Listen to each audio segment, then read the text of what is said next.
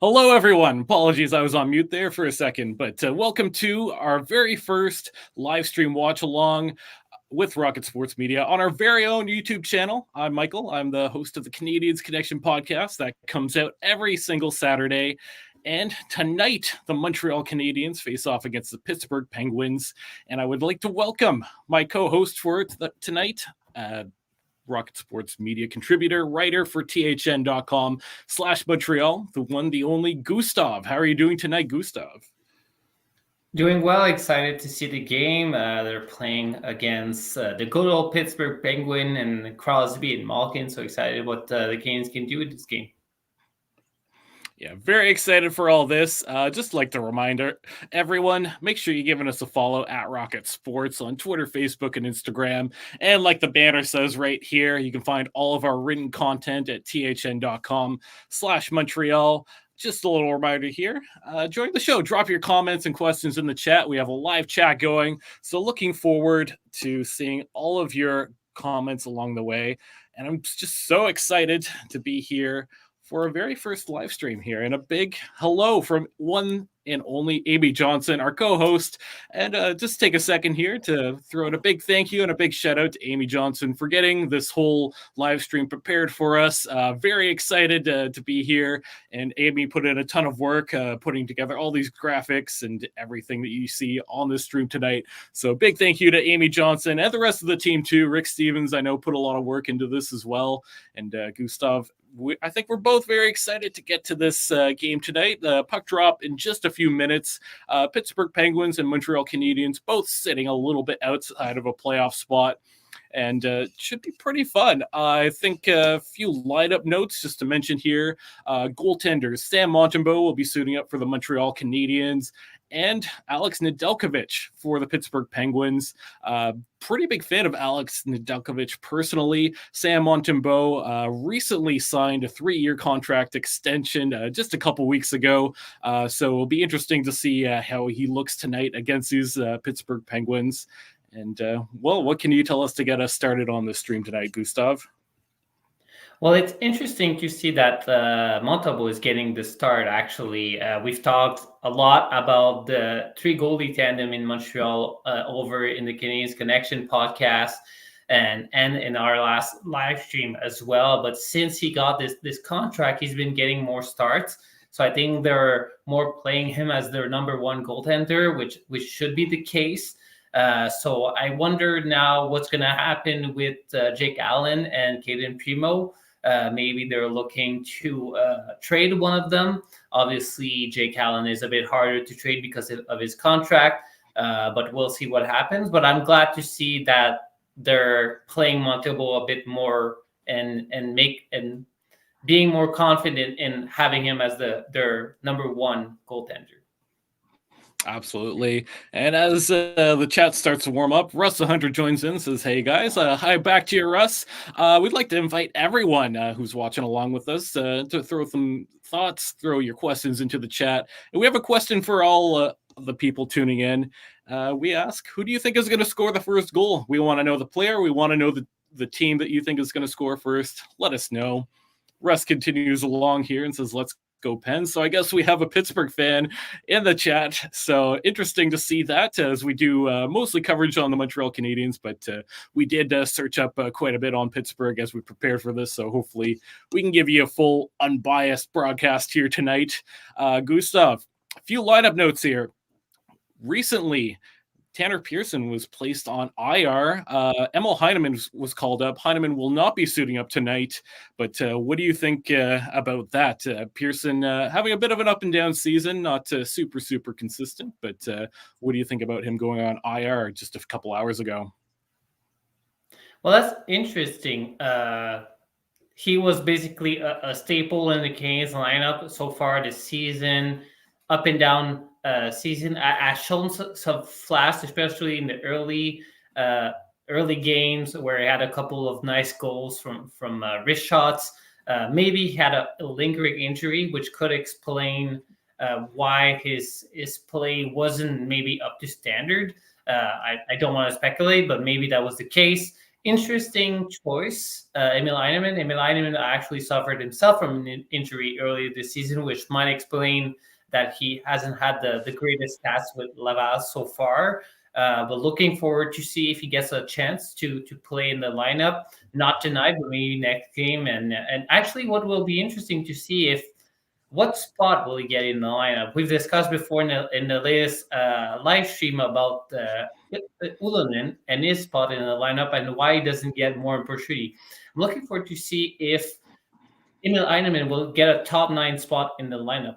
And if that's the case, what does that tell about how the organization thinks about Ulonen?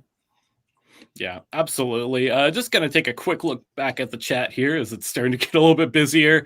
CH Town Islanders fan 82 chimes in, says, let's go, boys. Good luck. Predicting a 4-3 Montreal win. Russ chimes in asking when the game starts. And the reply 8 p.m. But no, Amy Johnson with the save. The game's going to start at 7 p.m. And the Canadiens Connection podcast, my podcast, the puck is going to drop at 7:10. So just in a few minutes here, Amy Johnson throws a prediction into the chat saying my game prediction is 5-2 Pittsburgh. So a little bit of love for both sides so far. Russell Hunter chimes in with CH10. Thanks. So thanks to you guys for joining into the chat. Keep throwing your predictions in there. We'd love to hear from you. And who do you think is going to open the scoring and score the very first goal? We want to know. A couple things to mention as we were talking about the lineup. Pearson will not be in today. Doc is injured. Jordan Harris is out. Raphael Harvey-Pinard out as well as Alex Newhook. And for the Pittsburgh Penguins, Ricard Raquel, Ruedel, Noel Achari, Nieto, and Rust all out with injuries. So both teams facing the injury bug just a little bit. And as we approach puck drop here, I would just like to share all of our promotional information here. So if you want to see all of our written content, thn.com/Montreal. Yes, that's the hockey news. Give us a follow on Twitter at Rocket Sports. We're also at Rocket Sports Media Inc. on Facebook, Rocket Sports Media on Instagram, and you can check out our podcast, The Canadiens Connection, at canadiensconnection.fm. And Gustav, I'll give you a chance to plug some of the work you do, because I know you do a lot of writing for Rocket Sports and contribute a lot of great content. Well, thank you, Michael. Yes, I do write for Rocket Sport Media, and my articles are published in the hockey news. My latest article was actually a translation. I'll also do some translation. I'm a francophone, donc si vous êtes francophone, je vous invite à poser vos questions, mettre vos commentaires en français dans le clavardage. So I just invite, for those who don't speak French, I just invited francophones to ask some questions or put some comments in French if they would like to in the chat. So yeah, my latest article was a translation from a Chris G article. So if you go over to the hockey news, you can find my profile. So that's Gustave Pinot-Masson under my name and what I did so far for Rocket Sports Media. Absolutely. And where can people find you on social media? Yes, so they can follow. Primarily, I use my Twitter handle to share the content on hockey. So it's at Gustave P. Masson, so my first name, and then P. Mason with 2 S. Perfect. Looking back at the chat here, CH Town Islanders fan 82 is predicting Cole Caulfield first Montreal goal. Appreciate that prediction. We could see that. Lee is chiming in, predicting a 2-0 Pittsburgh win. Crosby with the opening goal. Pens add the empty netter to finish. So appreciate that. And Russ, wondering if there's any Pens fans in here. How many Pens fans we got in here? I guess we'll find out. I think because we do cover the Montreal Canadiens, I think it's going to be mostly Habs fans in here. And our colleague, Nathan McCracken, who I've done a few live streams with already, chiming in. Hello, Michael and Gustav. I want to say that Nick Suzuki will score the first goal. My game prediction is 5-4 Montreal win in overtime. So a lot of bold predictions for both teams on either side. We appreciate that. Just to continue along here as we approach the puck drop, Montreal with a few scratches tonight. That includes one Gustav Lindstrom, Caden Primo, and as we mentioned, Emil Heineman will be up in the rafters, or up in the press box tonight for the Montreal Canadiens, as they have a few lineup changes there. But for the most part, sticking with a very similar lineup to what they had the other night. Canadiens Connection podcast chimes into the chat saying, love seeing the Pens dads on the road trip to Montreal. And that is true. It is the dad's trip for the Pittsburgh Penguins. So that's always a ton of fun. I love the dad's trip because sometimes you get to see some former NHLers in there. I'm not sure how many former NHLers currently dads of the Pittsburgh Penguins, but if anyone knows, please chime in to the chat. And once again, Amy Johnson with first Habs goal will be Monahan. First Pens goal will be Lars Eller, so a former Montreal Canadian, potentially getting revenge on the Habs tonight. So we appreciate everyone that's sending their questions into the chat. Please continue to do so. We want to make sure that we hear from you. Send us your predictions for tonight. Who's going to score the first goal, which team, and which player. And if you're feeling bold, let us know who you think is going to win the game, as we appreciate everyone getting into the chat and letting us know. Tonight, the Montreal Canadiens coming off of a loss to the Nashville Predators. It was the second half of a back-to-back on Sunday night. 2-1, Nashville wins. Jake Allen had a decent time in net. Jake Evans, the lone Habs goal, but it was the Colton Sissons show for the Nashville Predators. What do you think happened in that game that led to the Montreal loss?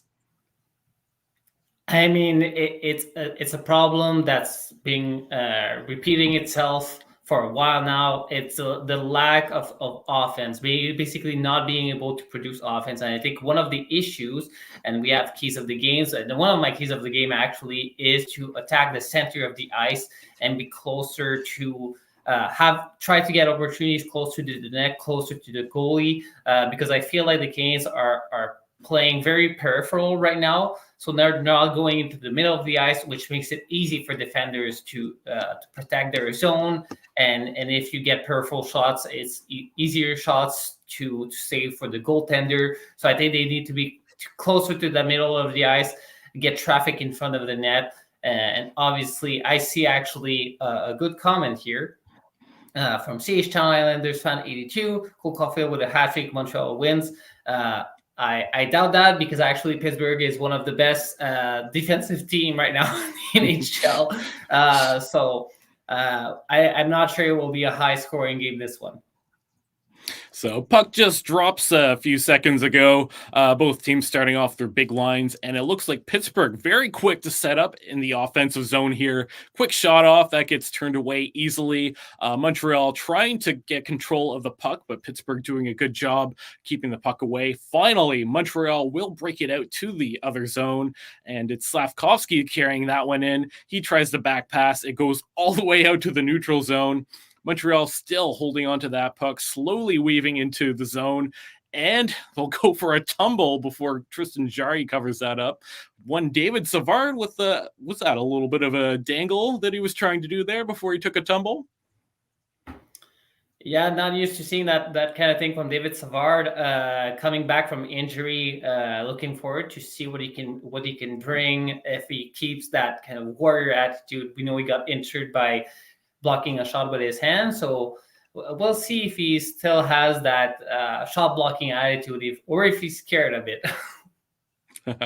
Canadiens Connection chiming in with a comment. First Habs goal will be Caulfield. First Pens goal will be Gensel, the Habs killer. And Jake Gensel actually leading the Pittsburgh Penguins in points so far this season. Puck just drops back. It's Jaden Struble to pick up the puck in his own zone behind his own net. Montreal trying to regroup here before they head back into the offensive zone. Looking for that breakout pass. It'll miss, and it'll go all the way behind the Pittsburgh net for an icing. So Montreal not connecting on that pass there. It was Jaden Struble that I believe missed that one. Couple comments came in just a second ago. Zans beats, do the Canadiens play tonight or get disseminated. Well, I don't know. I hope they don't get disseminated tonight. I think it might be a pretty close game. Both teams pretty low in the standings at this point. The Pittsburgh Penguins certainly not living up to expectations as of yet. And as the puck is back in play here, we'll take a second here to get to our player to watch for the Montreal Canadiens. And I will let you, Gustav, take the lead. So, thank you. My player to watch, well, I already named him. It's David Savard, coming back from injury. He plays usually hard minutes against the leading offensive lines from the other team. Usually has a good first pass. He's sound defensively. He's one of the players that I think the Canadiens will look to trade close to the trade deadline or this summer. Might be hard with his cap hit of $3.5 million. But looking forward to see how he plays coming back from injury. Sometimes can be hard, and he's already playing on the top four, even though he just came back from injury and he played his first game actually against Nashville. And on my end, my player to watch for the Montreal Canadiens is one Nick Suzuki. Maybe this is predictable, but leads the team in points, currently 22, tied with Sean Monahan for the lead in goals with 8. You mentioned that the Montreal Canadiens have been struggling offensively. I think Nick Suzuki, the captain, needs to be the one leading the way to get that offense going. And I'd like to see him be able to get that tonight, as I feel like in general, this lineup has lacked that ability to find the back of the net here, finding that finishing. 18 minutes remaining in this period. I feel like we've had a few whistles so far. Not a whole lot has happened quite yet, as Montreal trying to get control of the puck in their own zone. Pittsburgh doing a good job taking that puck away, trying to get set up. A little bit scrambly. Shot there, bounces off the Montreal defender's leg. Both teams battling to try and get possession here. Finally, this one goes out to center ice, where Pittsburgh's going to regroup. And we'll take a second here to get to our player to watch out for on the Pittsburgh Penguins. And Gustav, once again, I'll let you take the lead. Well, it's an obvious choice on my end. It's Erik Karlsson. So the brand new and shiny acquisition of the Penguins this summer, making $10 million for the next 4 years. We'll discuss Erik Karlsson a bit later in the live stream. I think he's an important player. So far, 16 points, if I'm correct. 19 points in 27 games. He's been producing, but maybe not at the pace the Penguins wanted it to produce. I think they want him to be closer to the pace he had with the Sharks when he won the Norris last year. Looking at him and what he can bring to that Pittsburgh Penguins team. What about you, Michael?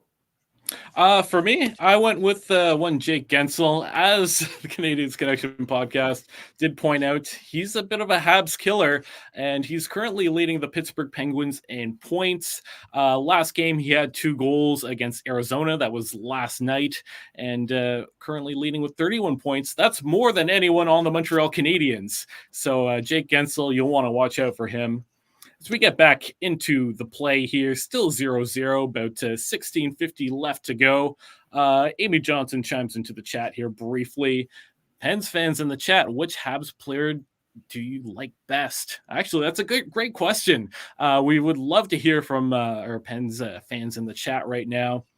And to further that, Amy Johnson, once again, Habs fans in the chat, what's Pens players do you like best? Great questions. We'd love to hear from both sides of this.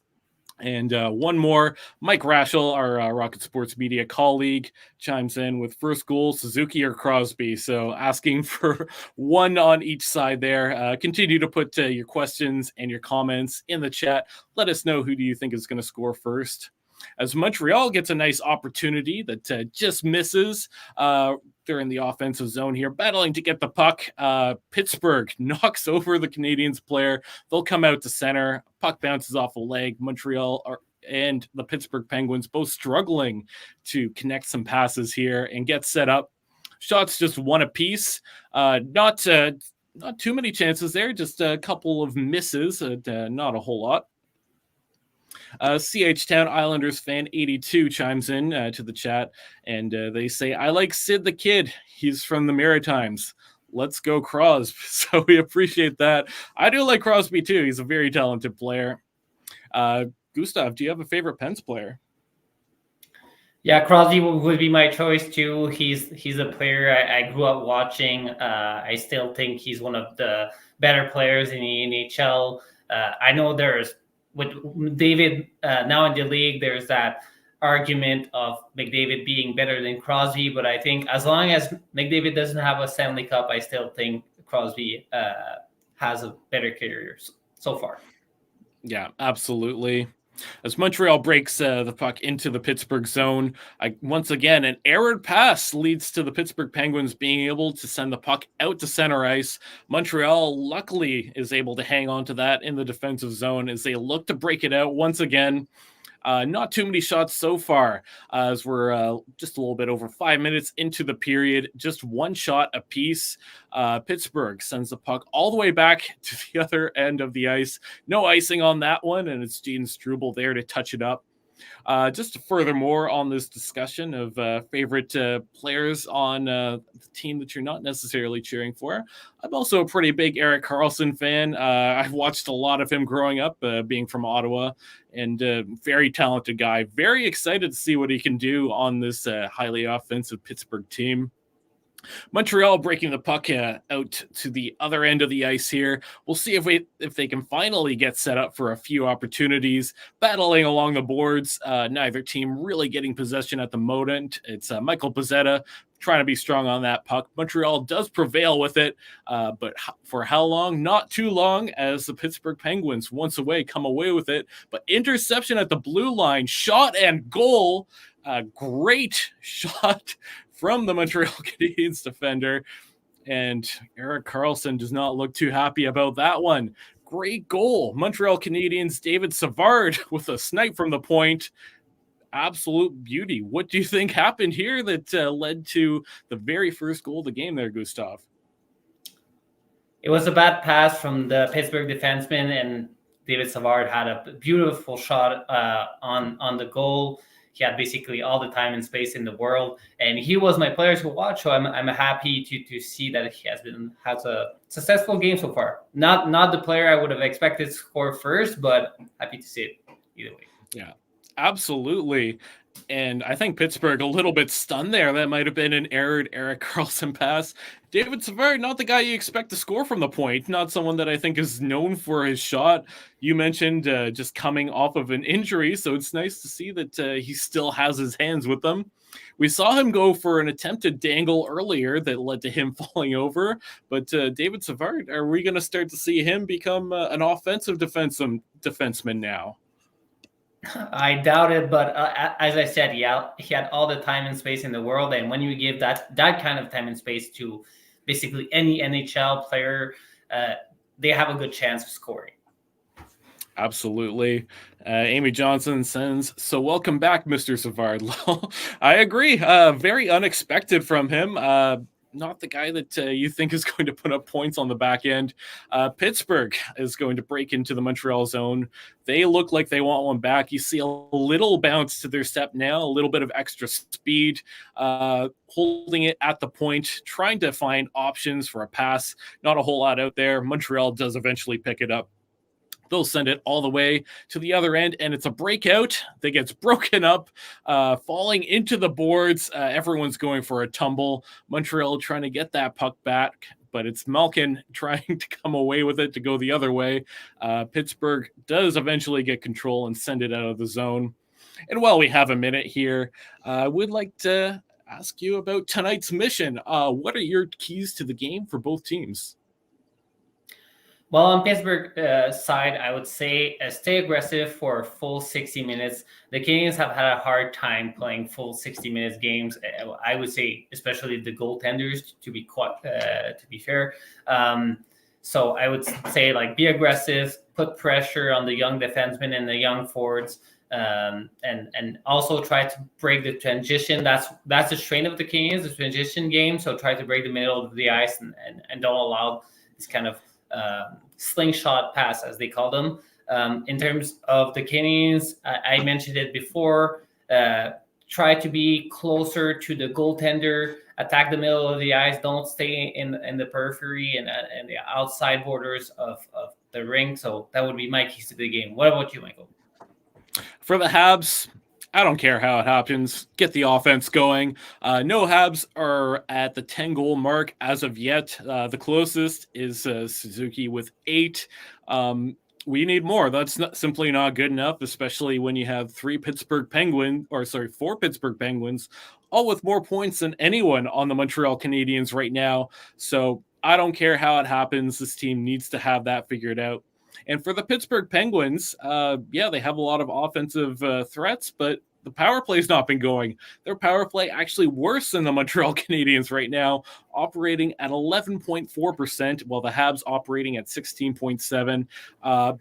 They have Erik Karlsson, they have Chris Letang, Evgeny Malkin, Jake Gensel, Sidney Crosby. No excuses for this power play to not be working. I think shame on Coach Mike Sullivan for not being able to figure it out quite yet. I think the Pittsburgh Penguins, they're against a team that does struggle a little bit defensively. Tonight's maybe a night that they can get some things going on the power play when they are given an opportunity. So I think those would be my 2 keys to the game. And it's all about offense, coincidentally. Not too much going on in this game so far. Just the David Savard goal is standing with the Montreal 1-0 lead.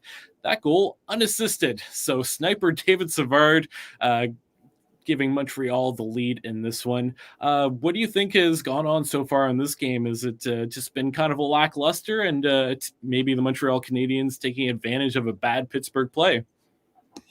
Yeah, I would completely agree with that statement. Lackluster. Passes aren't getting to the sticks, and we've seen that a lot with the Canadiens in the past couple of games. You just have a hard time getting that offense rolling, and same thing with Pittsburgh, and it's quite surprising. And I also saw those stats on the power play, and it's really hard to understand how they can put it together.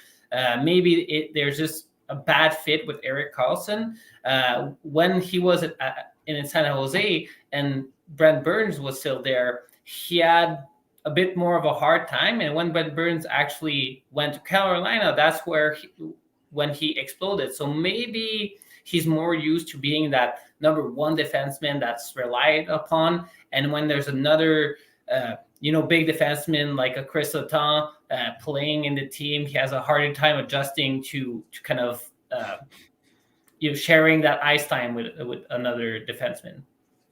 Yeah, absolutely. Montreal, a couple of good chances, a couple shots from the point.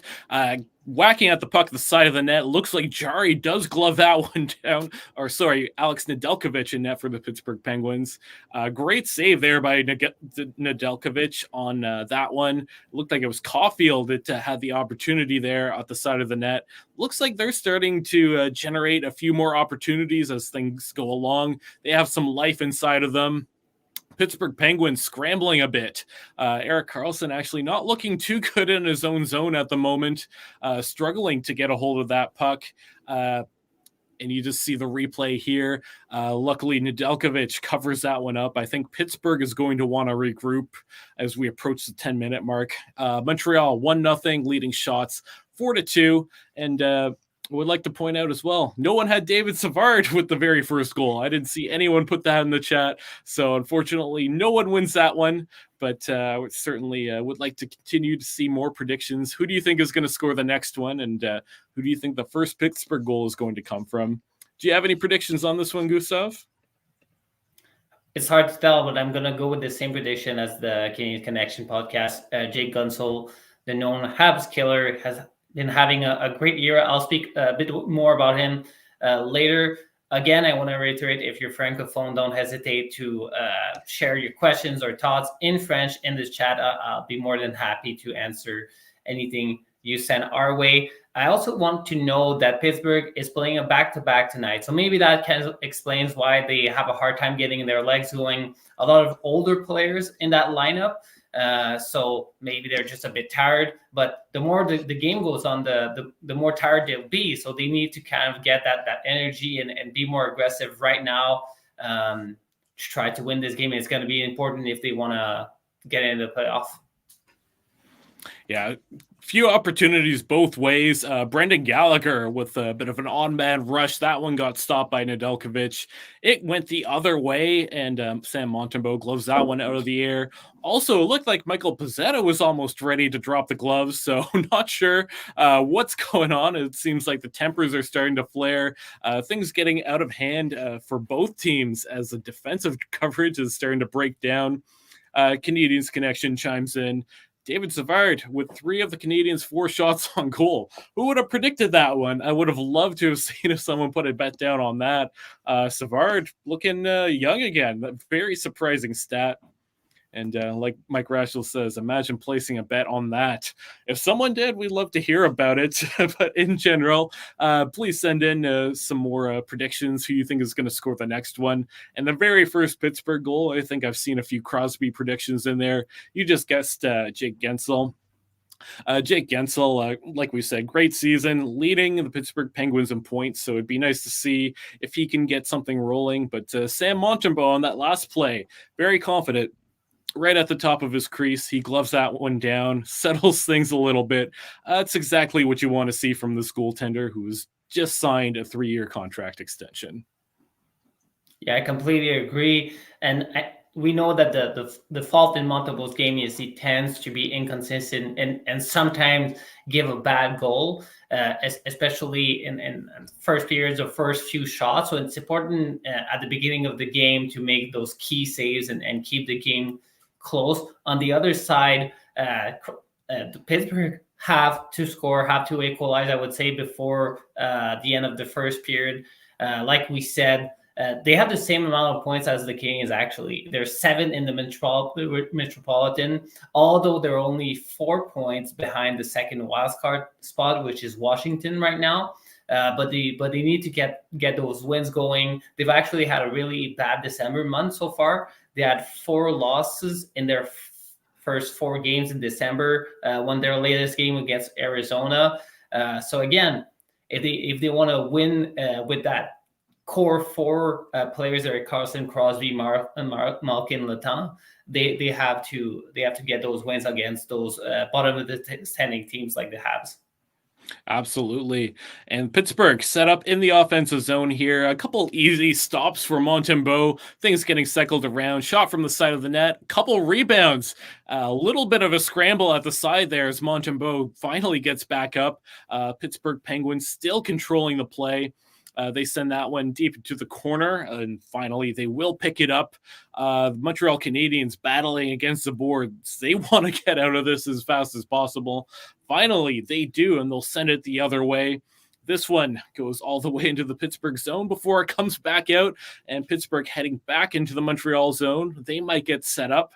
Montreal doing a good job using their bodies to prevent the Pittsburgh Penguins from winning some of those board battles. I'll give them credit on that one.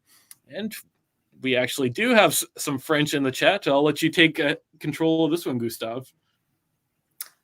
Yeah, I think there's a couple, maybe a grammar mistake. Maybe the person was typing a bit fast, but I will say it in French and then translate. J'ai trouvé la place pour regarder la partie gratuitement. So basically, that person, Chochito Guzman, found a place to watch the game for free.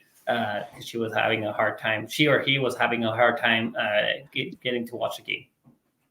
Yeah, and while you are watching the game, make sure you stick with us. We'll give you, I guess, live chat. We'll give you some good commentary and some good discussions along the way. So wherever you're watching it, make sure that you continue to stick with us throughout this game. And we have a nice intermission show planned out for you as we approach the 7.5-minute mark in this game. 1-0 for the Montreal Canadiens. A little bit of back and forth on the chances here, and a goal. The Montreal Canadiens, once again, they get a goal. Looks good. That was a nice snipe from the side of the net. 2-0 for the Habs.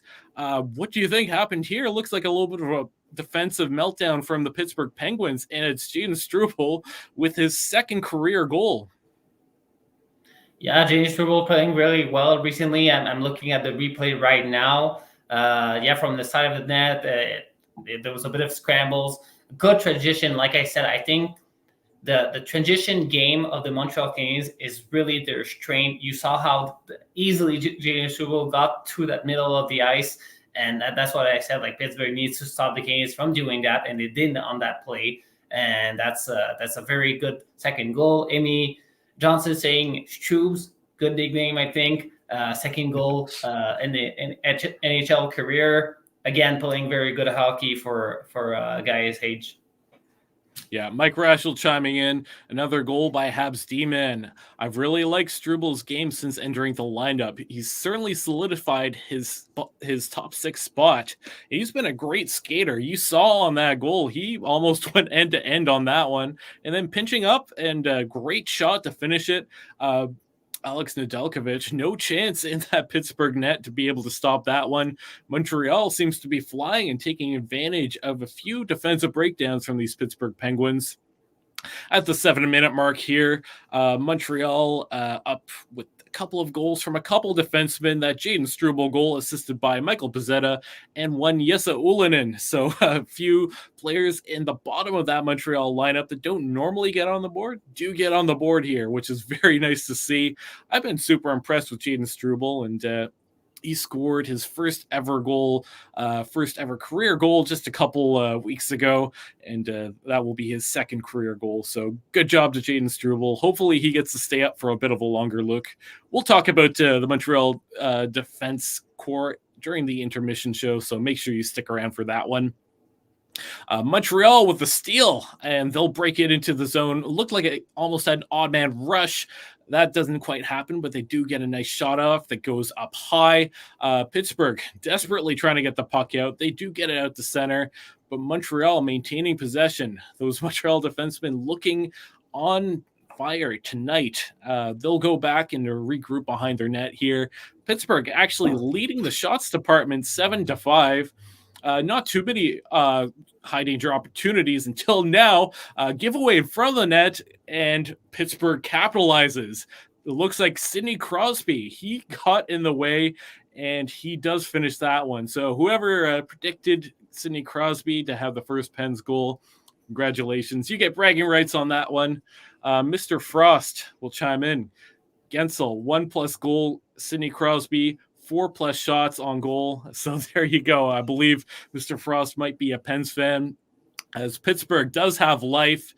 Terrible giveaway in front of Sam Montembeault, and just scramble. That puck finally goes in. It looks like it goes up high right at the side of the net there. I don't think Montembeault even knew where the puck was. So great goal by the Pittsburgh Penguins to give themselves some life in this period after giving up the first 2 to the Montreal Canadiens. But Montreal in the attacking zone again, and they're going to try to get set up. I'll let you talk for a second there, Gustav. Yeah, no problem. There was some action going on, so I understand you had to interrupt me there. But you can see on that play that why Sidney Crosby is such an elite player. He had no space, basically no shot. That was a backhand top corner. That's a difference between a Sidney Crosby and any other player of the league. And if you see a Bedard or Matthews or Crosby or McDavid, playing, you'll see that same kind of player where no time, no space, no shot, but still make that goal happen. So yeah, a really good player. Absolutely. Montreal in the offensive zone with a couple of good opportunities. Looks like they'll go off to the power play. Just going to take a look at the chat as a few people have chimed in. Our Rocket Sports media teammate, Brian Clark, chimes in, and he says, as a bit of a reverse jinx, I picked up and started Ned tonight. Look for him to get lit up. So Ned referring to Alex Nedeljkovic in net for the Pittsburgh Penguins. Well, it's not over. It's only 2 goals and just down by 1. You never know what's going to happen. Amy Johnson chimes in. Let's hear it from the Pens fans in the chat. They're on the board, and I believe we did hear. Let's go, Sid the Kid. So there you go. Pens fans in the chat, happy to be back in this game. It's within reach. Won't be a blowout from what I can see. But just a terrible giveaway by the Montreal Canadiens there. And like you said, Sidney Crosby using that elite talent to put in the perfect shot that gets past Montembeault. Mr. Frost is going to chime in. No fan, just terrible bet. So, of course, giving Brian Clark some chirping there. I do like Alex Nedeljkovic, though. He's an interesting goalie. He actually scored a goalie goal in the AHL this season on a conditioning stint. Spent a little bit of time in both Carolina and Detroit. Looked very promising in Carolina. Before he went to Detroit, things went off the rail. Signed a $1 million contract with Pittsburgh this offseason. And to be honest, I think he's been pretty decent in net for the Pittsburgh Penguins. I don't think he's had any chance on either Montreal goal tonight, right? No, I mean that's Savard goal. Maybe he could have stopped because it was in traffic. He saw that puck coming, but it was a good shot. On the second one, he didn't have a chance. I also like him. He's still relatively young. He's on basically trying to prove to the Pittsburgh organization that he can be a solid backup goaltender because of course Richard Jory is their first goaltender. I do like him as well. He looked very promising against Carolina. Maybe he's not getting enough games. Only has 5 or 6 games so far in the season. And now Pittsburgh has played 27.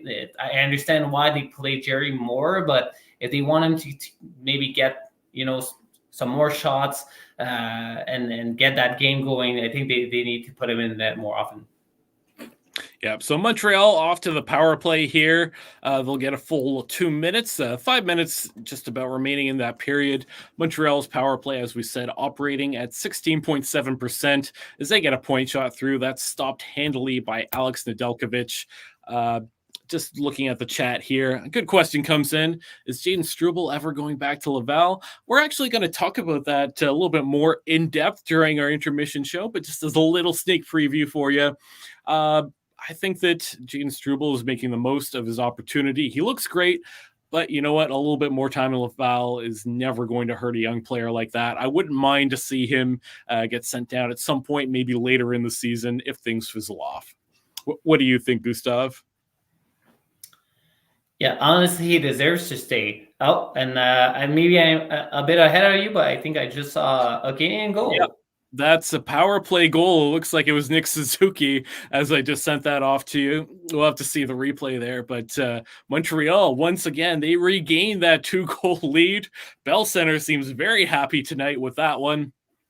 Just not very long into that power play either. It did not take long for Montreal to finally capitalize on the power play here. We look at the replay here.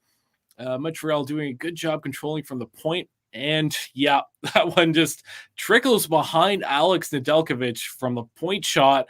And it looks like it was actually Sean Monahan that touched that just before it went in. Just a little insurance to make sure it got in there.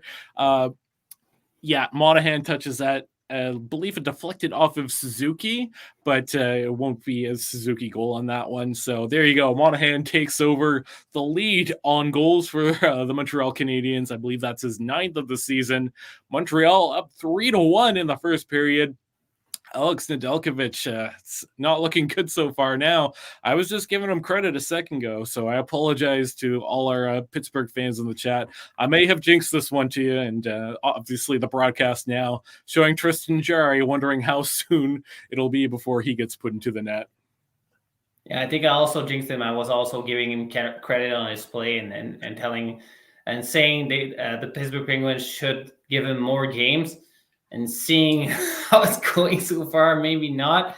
You asked me about Jaden Struble. He's playing well.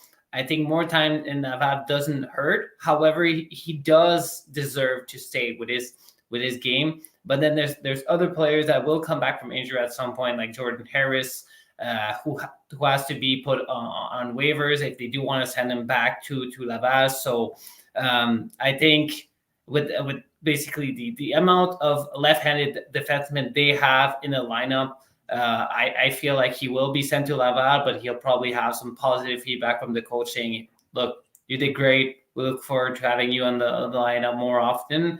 But this is a scenario, and go win some games in Laval. Yeah, absolutely. And we did see an Arbor guy get sent down to Laval. Bit of a surprise, but once again, we'll tackle all that analysis during the intermission, so make sure you stick around for that. approaching the 3.5 minute mark here in the game. Montreal doing a good job controlling the puck in the offensive zone here. Lots of pucks being shot in from the point. Pittsburgh finally does get control of it here. They'll pass it out, and Crosby coming the other way. That's always dangerous. He holds up a bit, looking for that pass. Perfect pass across the ice. And Pittsburgh, nope, they will not get an opportunity as Montreal breaks that up, almost goes off on an odd man break. Pittsburgh breaking it into the offensive zone. It's Heinestroza in the corner, battling with the Montreal Canadiens defenseman. Pittsburgh does hang on to it for now, and another errant pass as Montreal sends it out the other way here. And they'll get a shot. That big rebound gets sent right out, and the Pittsburgh Penguins almost had a break, but could not hang on to it. Turnover and another shot from the Pittsburgh Penguins right in front of Montembeault. That one could have been a bad spot for the Montreal Canadiens. Luckily, Montembeault stops that one. Lots of giveaways directly in front of Montembeault in this period. Luckily, Pittsburgh being held to just one goal so far in this one. We approach the 2-minute mark. Just want to take a look at the chat here. Amy Johnson chimes in. Where's everyone watching from? Pennsylvania here, but not a Pens fan. So we'd love to hear where everyone's from. When you send in your predictions and questions, definitely let us know where you're coming from here. Nathan McCracken chimes in. It's good to see Montreal capitalizing on their chances. Watching the game from Fort Erie, Ontario. So luckily Nathan's not a Leafs fan, as far as I know anyway, being from Fort Erie. But yeah, that's actually a great point there. We talked about Montreal struggling on their offense, not always capitalizing on their opportunities. And they've been able to do that so far. And I don't think anything really off of a rebound at all, just pucks going directly in for them. Yeah, well, I think they're playing well again. They have great transition. Pittsburgh having a bit too much turnovers, in my opinion. Maybe again they're tired from their game last night and making bad decisions. So yeah, looking forward to what the rest of the game will look like. But I feel like the Canadiens need to slow the game a bit down. They're playing basically attack versus attack right now, and so far it's looking good. But at some point, if Pittsburgh wakes up and Crosby and Malkin and Gensel start rolling, I think the score will change quite rapidly.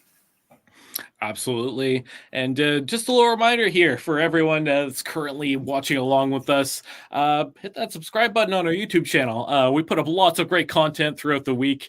Amy Johnson, who's been contributing in this chat quite a bit, has a couple shows, the Habs Hockey Report and the Rocket Hockey Report, that get put up every single week. So make sure you hit subscribe. And we also plan on doing a few more of these live stream watch-alongs this season, so you don't want to miss out on a single one. Hit like, hit subscribe.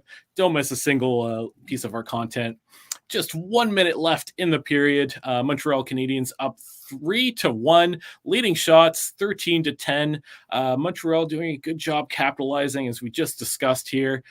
Pittsburgh trying to get something going. They capitalized off of an errant Montreal pass in front of their own net, but Montreal having the upper hand here.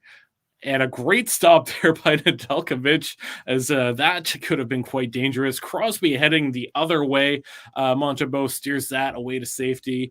Less than a minute to go, approaching the 20-second mark. Like you said, I think both teams are going to want to slow things down. They're both exchanging some high-danger opportunities. I think that we're actually in for a pretty high-scoring game at this rate.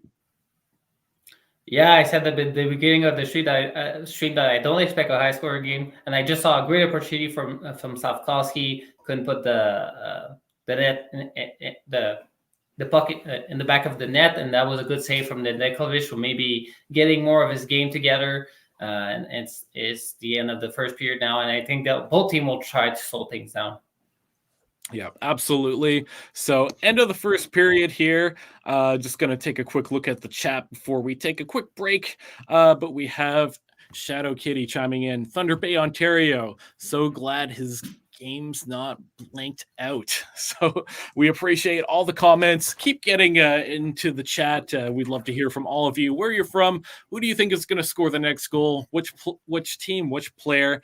We want to hear from you.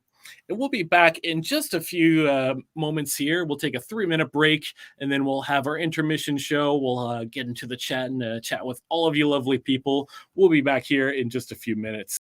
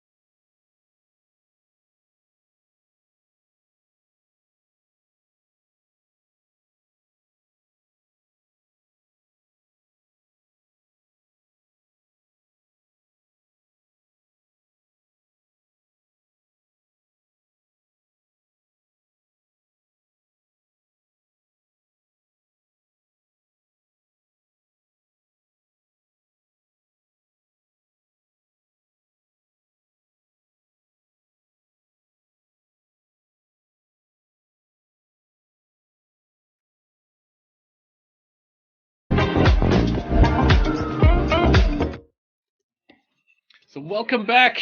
We appreciate everyone that's been watching the game with us so far.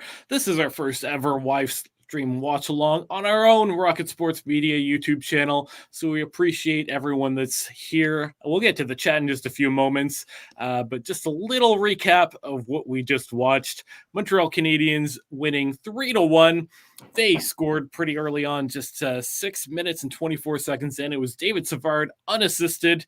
That was followed by Jaden Struble with his second career goal, assisted by Michael Pezzetta and Jesse Ullinen. Not too long after that one, it was Sidney Crosby that draws blood for the Pittsburgh Penguins, assisted by Drew O'Connor. And then just before the end of that period, a power play goal by the Montreal Canadiens. It is Sean Monahan, assisted by Suzuki and Mike Matheson. So very high scoring period. Pretty unexpected, I think, for both teams. Just going to take a quick look at the chat here. So we had Amy Johnson chiming in. Great to see Shadow Kitty here. Terrific Twitter supporter of Rocket Sports Media content. So we appreciate that, Shadow Kitty. Thank you for joining us here on this live stream watch along. Shadow Kitty comes back and says, watching, not blacked out tonight from Thunder Bay, Ontario. Go Habs, go. So we appreciate it. We appreciate everyone in the chat.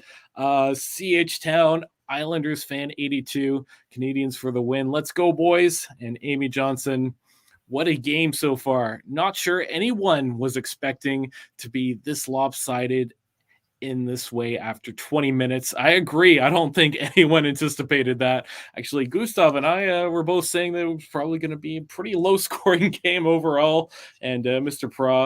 Frost saying definitely did not expect that one. So pretty entertaining game, 3-1 Montreal Canadiens. And I'd like to welcome everyone to the first ever edition of Gustav's Game Notes on our own Rocket Sports Media YouTube channel for our very first live stream here. And with that, we did have a pretty good question come in the chat from Rocket Sports earlier. Let me just pull it up. And as Canadiens Connection asked, is Jayden Struble ever going back to Laval? Well, let's talk about the Montreal Canadiens defense for a second. Arber Xhekaj, he was injured for a little while, and then he was very surprisingly sent to Laval to play with the Rocket, not on a conditioning stint, but he was sent there to work on his game a little bit. Is this a surprise to you, and what do you think is going to come of this? Will he be down there for a while? It was a bit of a surprise, especially since, as you said, it wasn't a conditioning stint. Like you said, he was injured for about over 2 weeks after a game in November against the Golden Knights. He was sent back on AHL December 5th and played his first AHL game on December 6th.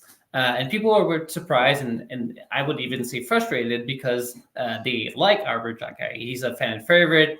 I think he's a really good young player. He skates really well for his size, has a good shot. I think he has the whole package.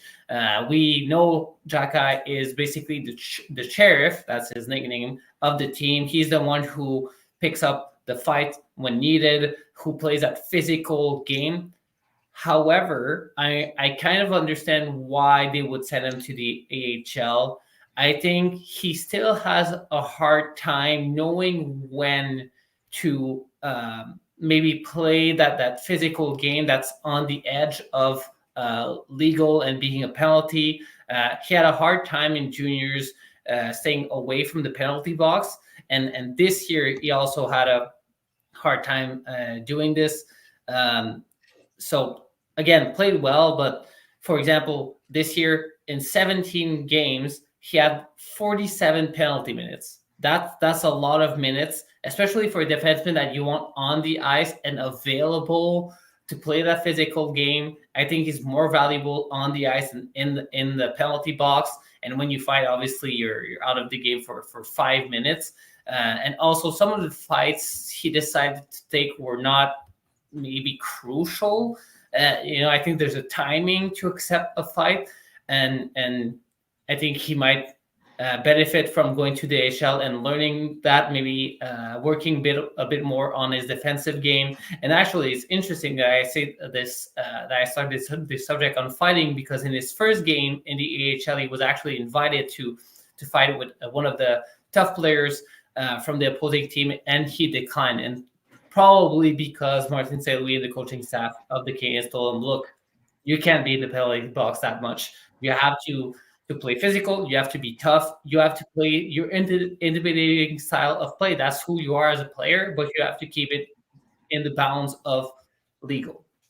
Yeah, absolutely. And just for a second here, we did get some people chime in our chat. Curtis Alt with a great message. Excellent forecheck and back checking by the forwards. Help the defensemen control the neutral zone. One of the best periods I've seen the Habs play all season. And that's a great point. We love that comment. Even Amy Johnson shows her support for that one. Great comment. Curtis, definitely one of the better periods of play this season by far. And I agree. You don't see Montreal up 3-1 after the first very often. Canadiens Connection chimes in. 23 goals by Habs defensemen this season, tied for first in the NHL with the Avalanche. So a bit of a surprising stat there. And as we were talking about one Arber Xhekaj, I'd be curious to see what everyone in the chat thinks about Arber Xhekaj being sent to Laval to work on his game a little bit. You brought up a few great points there. So far, in the NHL, with the Montreal Canadiens, Xhekaj played 17 games, 1 goal, 2 assists, 47 penalty minutes, and just 3 games in the AHL so far, putting up 2 assists and a -1. So I don't think he's had maybe the greatest performances in Laval, but maybe a bit of an adjustment period because that AHL league is a little bit different for him. And you mentioned him maybe turning down a fight. I was against the Belleville Senators, their tough guy, Boko Amama. We know he's a big, tough player. So maybe a good choice on him to turn that one down. Do you think that there's a possibility that Arbor Xhekaj comes back up this season, or is he going to be stuck in Laval for the remainder of the year maybe? I feel it really depends on his play. I think he has to show a couple of things. First, he has to show a positive attitude. And from his quotes when he was sent down, I'm not sure he took he took that positively, being sent down to Laval. He probably perceived it as a demotion, even though it's not. So I think he has to play professionally, kind of like Armia did when he was sent down to AHL. He went there, played well, played as a professional, was even somewhat of a mentor in terms of having leadership through his play and showing other players, look, it's not because I'm in the AHL that I'm going to stop playing well. He's been playing a bit better after his first game. It depends. So like I said, on his play, it depends if he's able to improve the part of his games that the Canadiens want him to improve. So can he still be physical, still be intimidating while not always getting in the penalty box? That's one thing. And also depends on injuries. Will we see other injuries? David Savard was injured for a while. We don't. Jordan Harris, I think, is getting closer to a return, but not sure. Obviously, with him being able to be sent up and down, that gives a more leverage for the Canes to know, like, okay, what do we do?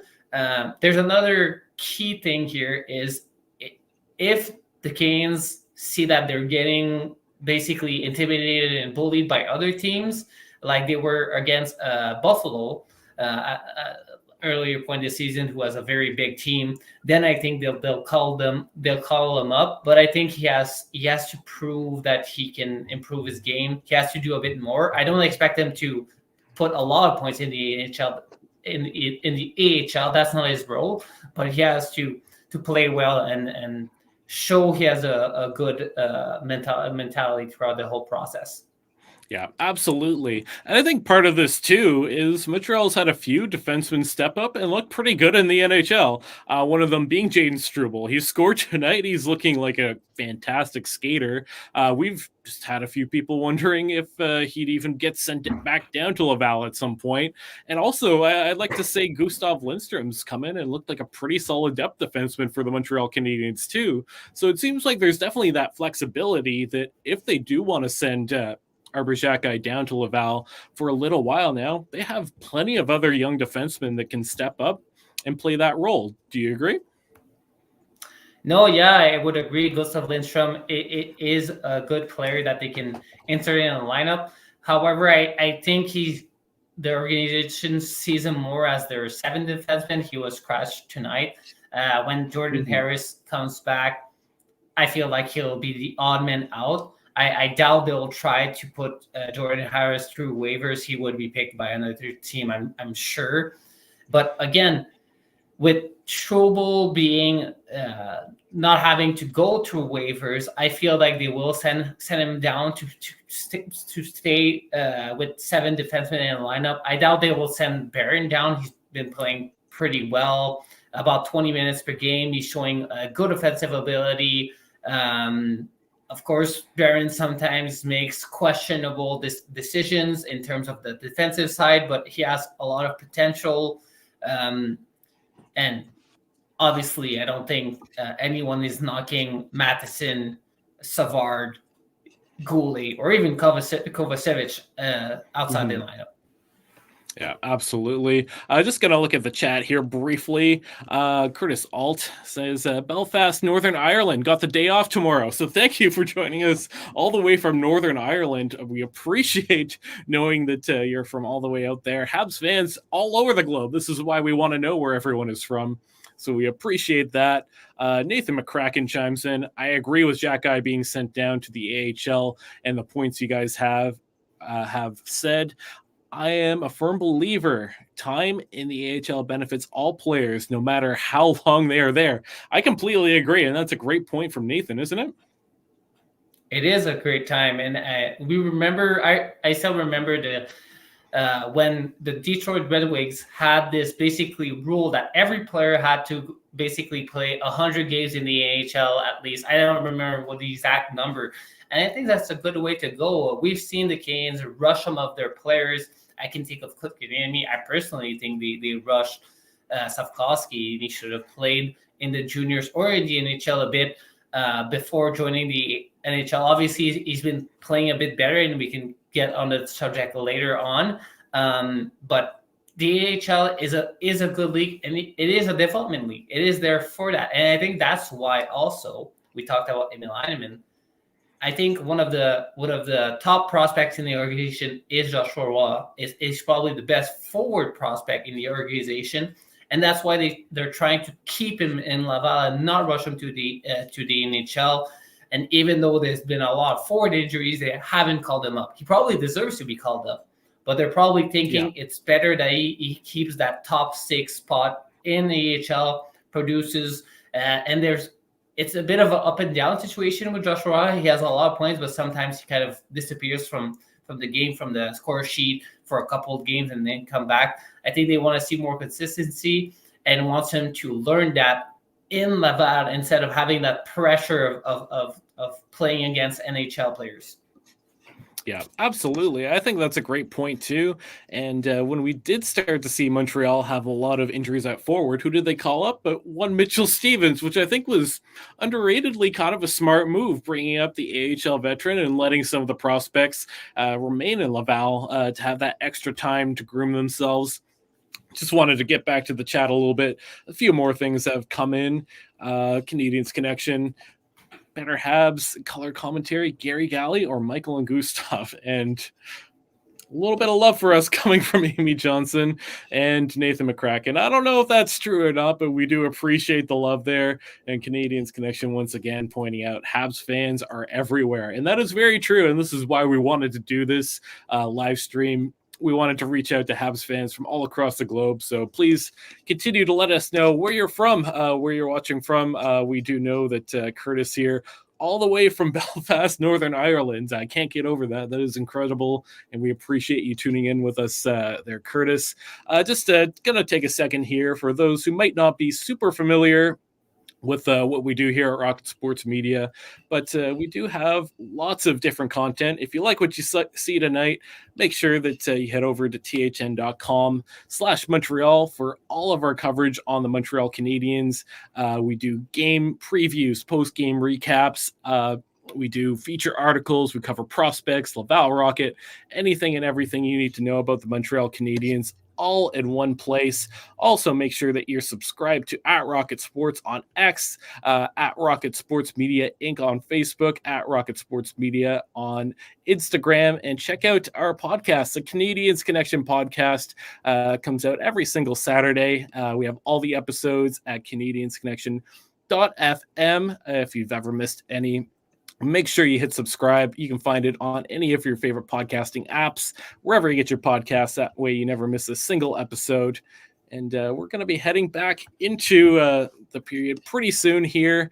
Montreal up 3-1 so far in this game. And they got off to a very quick start offensively. They've looked pretty good. I think Pittsburgh was maybe a victim to some defensive breakdowns that led to those 3 goals there. And here we go. The puck about to drop in this one. Just going to throw up a few more things in the chat here quickly.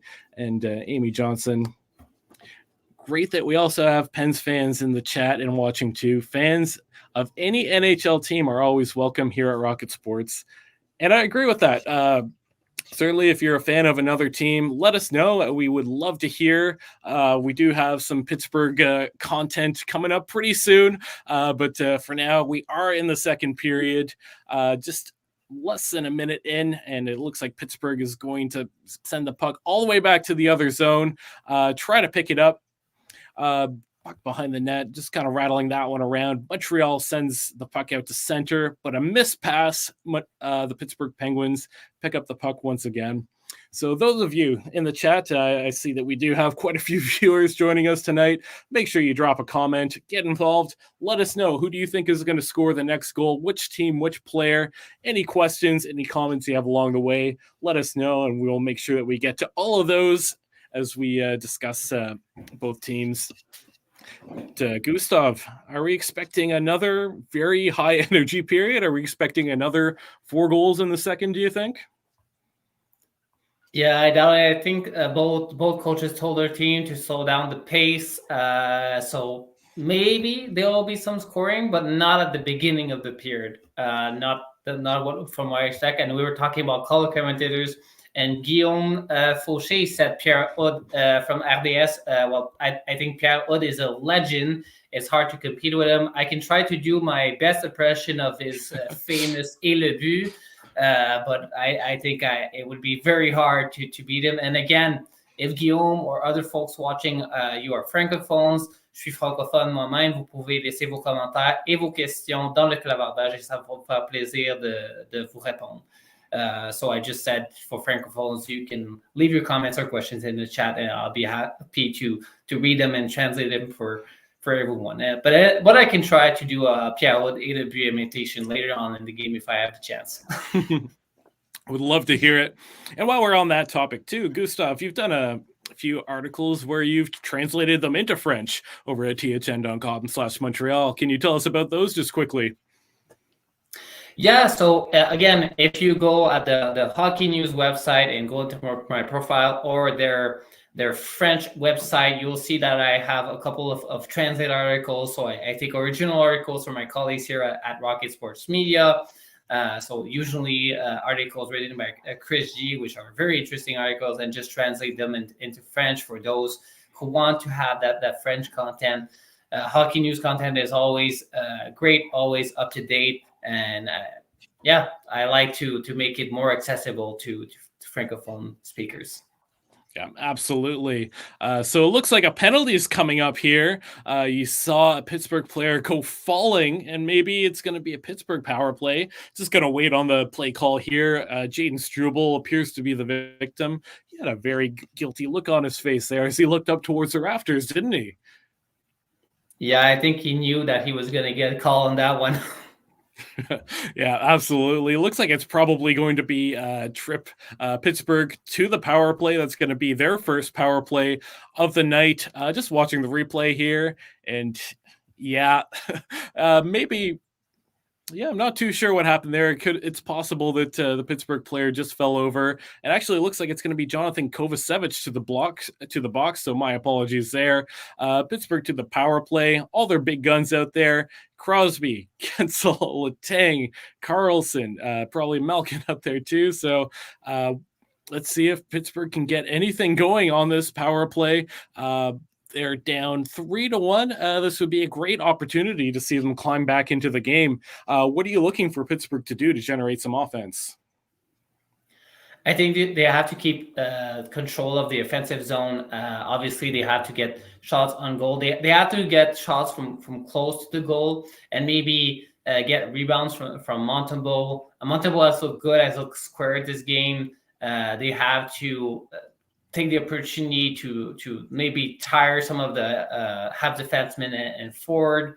I'm looking forward to see Carlson also on that power play, although so far this season, the Pittsburgh Penguins power play has been worse than the Canadiens power play, which is very surprising. And I wouldn't have bet on that at the beginning of the season. Yeah, absolutely. Pittsburgh actually doing a good job cycling the puck. Great shot from the point. That's stopped by Montembeault. He saw that one clear as Montreal sends it down the other way. Nedeljkovic out to play the puck. Looks like that's Carlson here to try and bring the puck up the ice. Bit of a slingshot pass back. They get it into the zone, but Montreal first on the puck here. Although it is Malkin that gets to it second, and they now have control. Pittsburgh with control in the offensive zone. Montreal doing a good job using those bodies to knock Pittsburgh off the puck. I'm actually liking what I've seen from these Montreal defenders tonight so far. Yeah, I'm liking what I see so far. Using some of the size, being physical. honestly, I don't see that often from the Montreal Canadiens defensemen. Maybe it's because Pittsburgh don't have a lot of big physical players, and that's why Montreal has a advantage on that end. Yeah, makes sense. And that's the second or third time that Montreal has cleared the zone. About 35 seconds left on the power play. This might be the last chance for Pittsburgh to get a chance off. I don't think they've had more than one shot so far on this power play, and they do control the puck at the point. Looking for an open spot. It is Letang there. He's going to dance around on that blue line, looking for an open pass. Are we going to get a Pittsburgh shot? Yep. Easy stop by Montembeault at the side of the net. Rebound goes out all the way to the other end. Once again, Nedeljkovic plays the puck up ice, and it's a great pass. On-man break. Great shot. That's stopped by Montembeault at the side of the net. And looks like we have a whistle here. Too many men? Let's wait and see what the play call is going to be. But Pittsburgh, with exactly 1 second left on that power play, it looks like it's Montreal to the box on this one. Just going to watch the replay to see what happens. But a lot of confusion. Too many men. Yeah, too many men. Bad change by the Montreal Canadiens on that one. I think Alex Nedeljkovic caught this team off guard with that end-to-end pass and that odd man rush by the Pittsburgh Penguins. So great heads-up play there by Alex Nedeljkovic with that pass. And now the Pens have to score 2 power plays in a row. Montreal PK specialists are probably getting tired. So I think that's the opportunity. They have to take advantage of that to score a goal and get the game closer. Absolutely. So 1 second left on that initial power play. Looks like Kovacevic is going to be ready to come rushing out immediately. Pizzetta to the box to serve the too many men. So 1 second of 5-on-3. This could be dangerous if Pittsburgh wins that faceoff. So let's see what they can do there. Just waiting for the puck to drop. Crosby's going to take it against Jake Evans. And we'll see. That one is won by the Pittsburgh Penguins. They do have control. Kovacevic trying to get out. He comes right back. Shot from the point. Saved by Montembeault. Pittsburgh trying to hold that puck in, and they won't as Kovacevic takes control, and he'll backhand that one down the ice. That goes the length of it. Pittsburgh 0 for 1 on the power play. They have their second opportunity now. About 1:30 to go. Montreal has got to be, they've probably got some tired bodies out there, but they seem to be doing a good job clearing that puck. So maybe they're getting plenty of rest as well. That's Pittsburgh power play. Very disappointing. I understand completely why it's not capitalized quite yet. Yeah, the Montreal defenders playing really well right now. Being physical. And I think I'm a bit in advance of you, and I just saw a goal, so you'll probably see it in a couple of seconds on your end. Yeah, makes sense. I'll let you do the play call on that one. Let everyone know who scored. So from what I gather, I'll just look. I think that was Jay Gensel actually passed from Crosby. So... I expected Gensel to score against the Habs. We call him the Habs killer, as the Canadiens Connection podcast said. So a goal from Gensel. I can't remember who bet on Gensel getting a goal, but that bet sounds good now. Yep, absolutely. And as Amy Johnson says, Pens making this a game now. Yep, it's 3-2. Montreal still has the lead. Power play goal by the Pittsburgh Penguins. As I just finished talking about how poor I think their power play has looked. It's a too many men call that Montreal was in the box for, and you don't like to see that leading to a goal for the other team. Yeah, and it was bad timing right at the end of another power play that Montreal gave Pittsburgh. And I was actually going to say the power play is so bad that I was going to ask the chat and Pens fans if they think Mike Sullivan's job is on the line. And maybe he still is, considering their record, especially on the power play. But they just scored a goal now. But let's see if they can kind of get momentum in the game and get it tied up. Yeah, so that power play goal by Jake Gensel is 13th of the season, assisted by Sidney Crosby, his 14th assist of the season. Those two have had great chemistry almost right from the beginning. Gensel, the perfect player to play right next to Crosby, isn't he? Yeah, he's a great player. He actually has more points than Crosby this year. And if you allow me in the second intermission, I want to speak about Gensel's situation right now with the Penguins, as he is a UFA at the end of the year. So that's a very important player that they want to lock up if they can. Yeah, absolutely. So, Pens fans in the chat, let us know what you think now. You just heard me say some bad things about that Penguins power play before they capitalized. So, let me know what your thoughts are. And of course, get your Jake Gensel questions in. We'll go into depth on that in our second intermission break. But for now, Pittsburgh slowly climbing back into this game. We did have a goal on the power play from them. That power play has not been great, but back-to-back power plays, they did take advantage. So nice to see that happen. We talked about it briefly, but Kyle Dubas, brand new to that Pittsburgh Penguins organization. After leaving Toronto, I think he maybe blinked before he joined the Pittsburgh Penguins, and he went out. He made a lot of different deals throughout that season, but the big one, getting Erik Karlsson into that Pittsburgh Penguins team. He's an older guy coming off of a 100-point season, Norris Trophy winner 3 times. He won it again last year. He's been okay so far this season.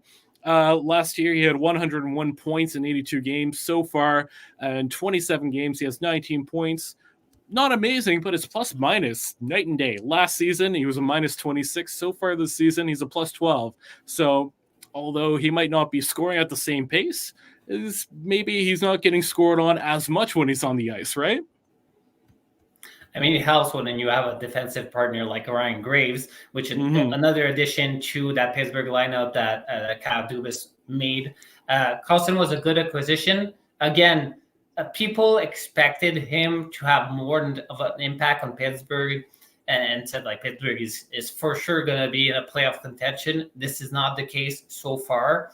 Has played better, I think, in his overall game, but we just saw earlier in this game, in the first period, he just had a bad turnover, which led to that David Savard goal. They gave up a lot for Erik Karlsson. I want to remind everyone that the Canadiens played a third-party role in that trade to get back the salary from Jeff Petrie.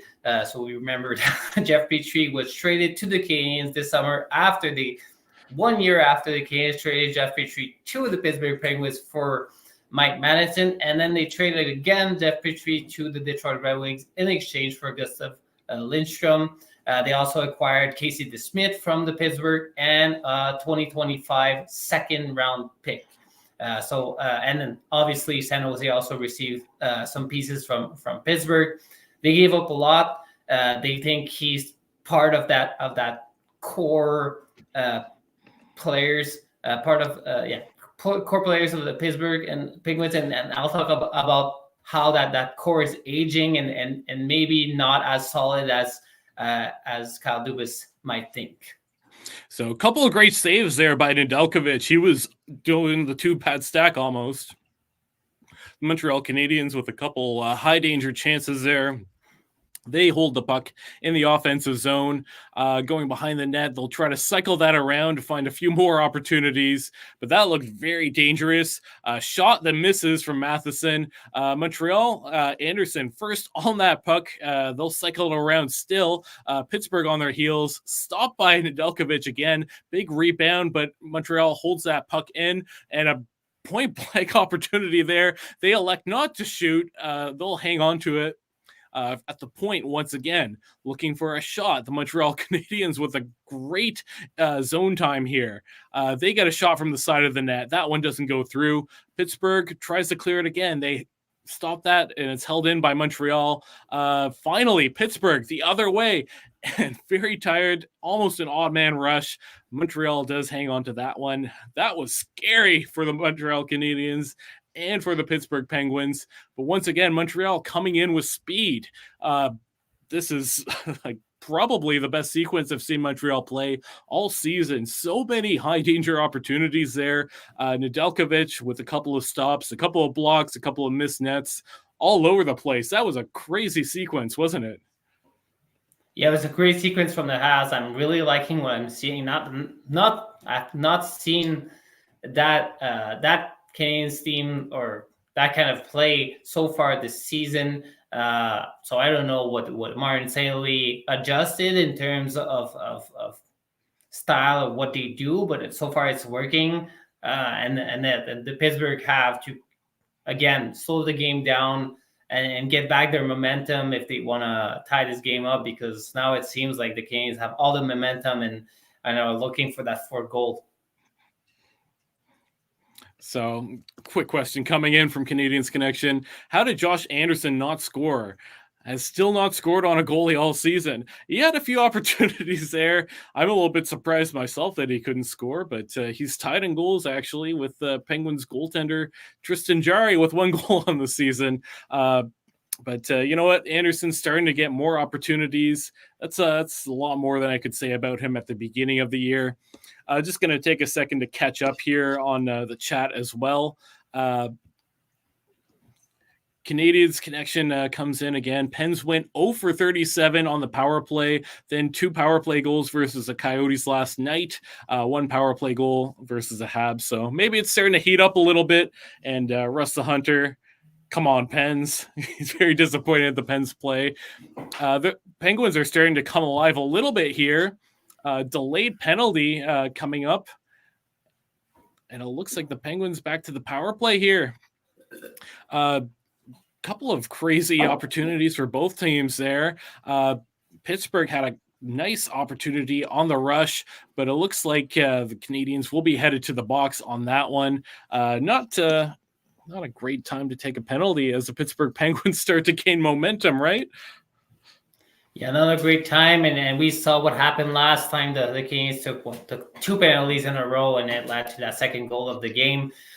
So let's see if the Canadiens are able to kill that penalty. I think Pittsburgh want to get back that momentum. I think they're trying to take advantage of that lack of experience of the Canadiens. I saw the penalty from Goalie there. That wasn't necessary at all. So I think Pittsburgh is just trying to show that they have that experience of playing tight games. I mean, they won a couple of Stanley Cups, and they have leaders who I think can calm things down when there's plays like we saw the Montreal Canadiens dominating at some point and having a couple chances, and probably a couple leaders on the bench that, look, let's slow the game down a little, let's play our game and get things rolling. Yeah, absolutely. A couple more things coming in on the chat. Bankroll. I need Mike Matheson to get 1 assist and Caulfield to score a goal. We've seen a ton of offense tonight, so I wouldn't be surprised to see that happen. Gustav, on your wisdom, do you think that it's possible that Bankroll's bet will be a winner? Mike Matheson getting 1 assist, I feel, is likely. Cole Caulfield had a hard time scoring goals this season. Not sure why. I feel like he's playing more again in the periphery. I discussed this earlier. But he needs to get back to that goal scoring pace he had last year for this Canadiens team to be successful. Yeah, it's going to be Uri Slavkovsky to the box for hooking. Pittsburgh Penguins with their 3rd power play in this period. They capitalized on their last one. So we'll see if Montreal can kill this off, or if the Pittsburgh Penguins will be able to tie it up. The Pittsburgh Penguins have their big boys out there with Crosby. He wins the faceoff, but ref decides that one's not okay. He'll try it again. Amy Johnson chiming in. Oof, Matheson got to be better than he has been lately. Let's see what happens there. Pittsburgh wins that faceoff. Montreal does gain possession. They try to throw it out of the zone. That one doesn't go all the way. Finally, it does. Nedeljkovic out to play that puck. And Mr. Frost giving a nice good luck to those who are betting on the game tonight. Let us know if you have any bets or if you have any thoughts on what you might want to bet for the rest of the game. Maybe we can help with some predictions. And like we said, any other questions or comments or predictions you have, throw it into the chat. We'd love to hear from you and where you're from. Pittsburgh still on the power play, about a minute 20 left on that. They're just kind of cycling it around, looking for their options. Crosby there with a shot from far. That goes in. Crosby with the goal on the power play. That's back-to-back power play goals by the Pittsburgh Penguins, tied 3-3. Juraj Slafkovsky coming out of the box with his head down, and Mr. Frost, I want my $5 back. So I guess that didn't quite work out for Mr. Frost. But great shot from Crosby there. A wrist shot from far out. I guess Montembeault could not see that one. He didn't look like he knew where it was. Yeah, second goal of the game for Sidney Crosby. I expected him to have a good game. I think a couple of people said Crosby was going to have a good game or at least score a goal. So, yeah, Pittsburgh got back in his game. Bad timing to take a penalty. And now Canadiens have to kind of just, again, I've said this many times, slow things down, try to make smart plays. Let's remember that the Pittsburgh Penguins are on a back-to-back, so their legs are probably getting a bit tired. So maybe just play it a bit safer for the rest of the second period and be more aggressive in the third period and take advantage of the fact that Pittsburgh Penguins players are tired. Yeah, the goal call by TSN right now is by Valtteri Puustinen, assisted by Crosby. So I'm guessing a deflection happened in there. They're just going to show the replay briefly. Looks like Carlson to Crosby and a wrist shot and maybe a deflection there. I'm not sure where the deflection came from, but does not look like it's going to be Crosby's goal. Will not be his second of the night, and Erik Karlsson getting a secondary assist. Let's see if the Montreal Canadiens can battle back into this one. Just a little heads up from the Canadiens Connection and some programming coming up. Wondering why Cole Caulfield has been struggling to score this season? Tune in to the Canadiens Connection podcast this Saturday for our medical segment with Dr. Morris. So if you have any questions about that, send that our way. We do have a medical consultant from Australia, Dr. Stephen Morris. We've had him on before, so he does a great job talking about that side. It's tied 3-3, less than 10 minutes left in this period. Montreal leading shots 22-20. Both teams, we've talked about how we wanted to see both teams slow things down. Doesn't look like that's happening so far. No, not at all. And not, like I said, the Canes can't play that style of game against a team like Pittsburgh. They're going like basically chances versus chances, high opportunity chances both ways.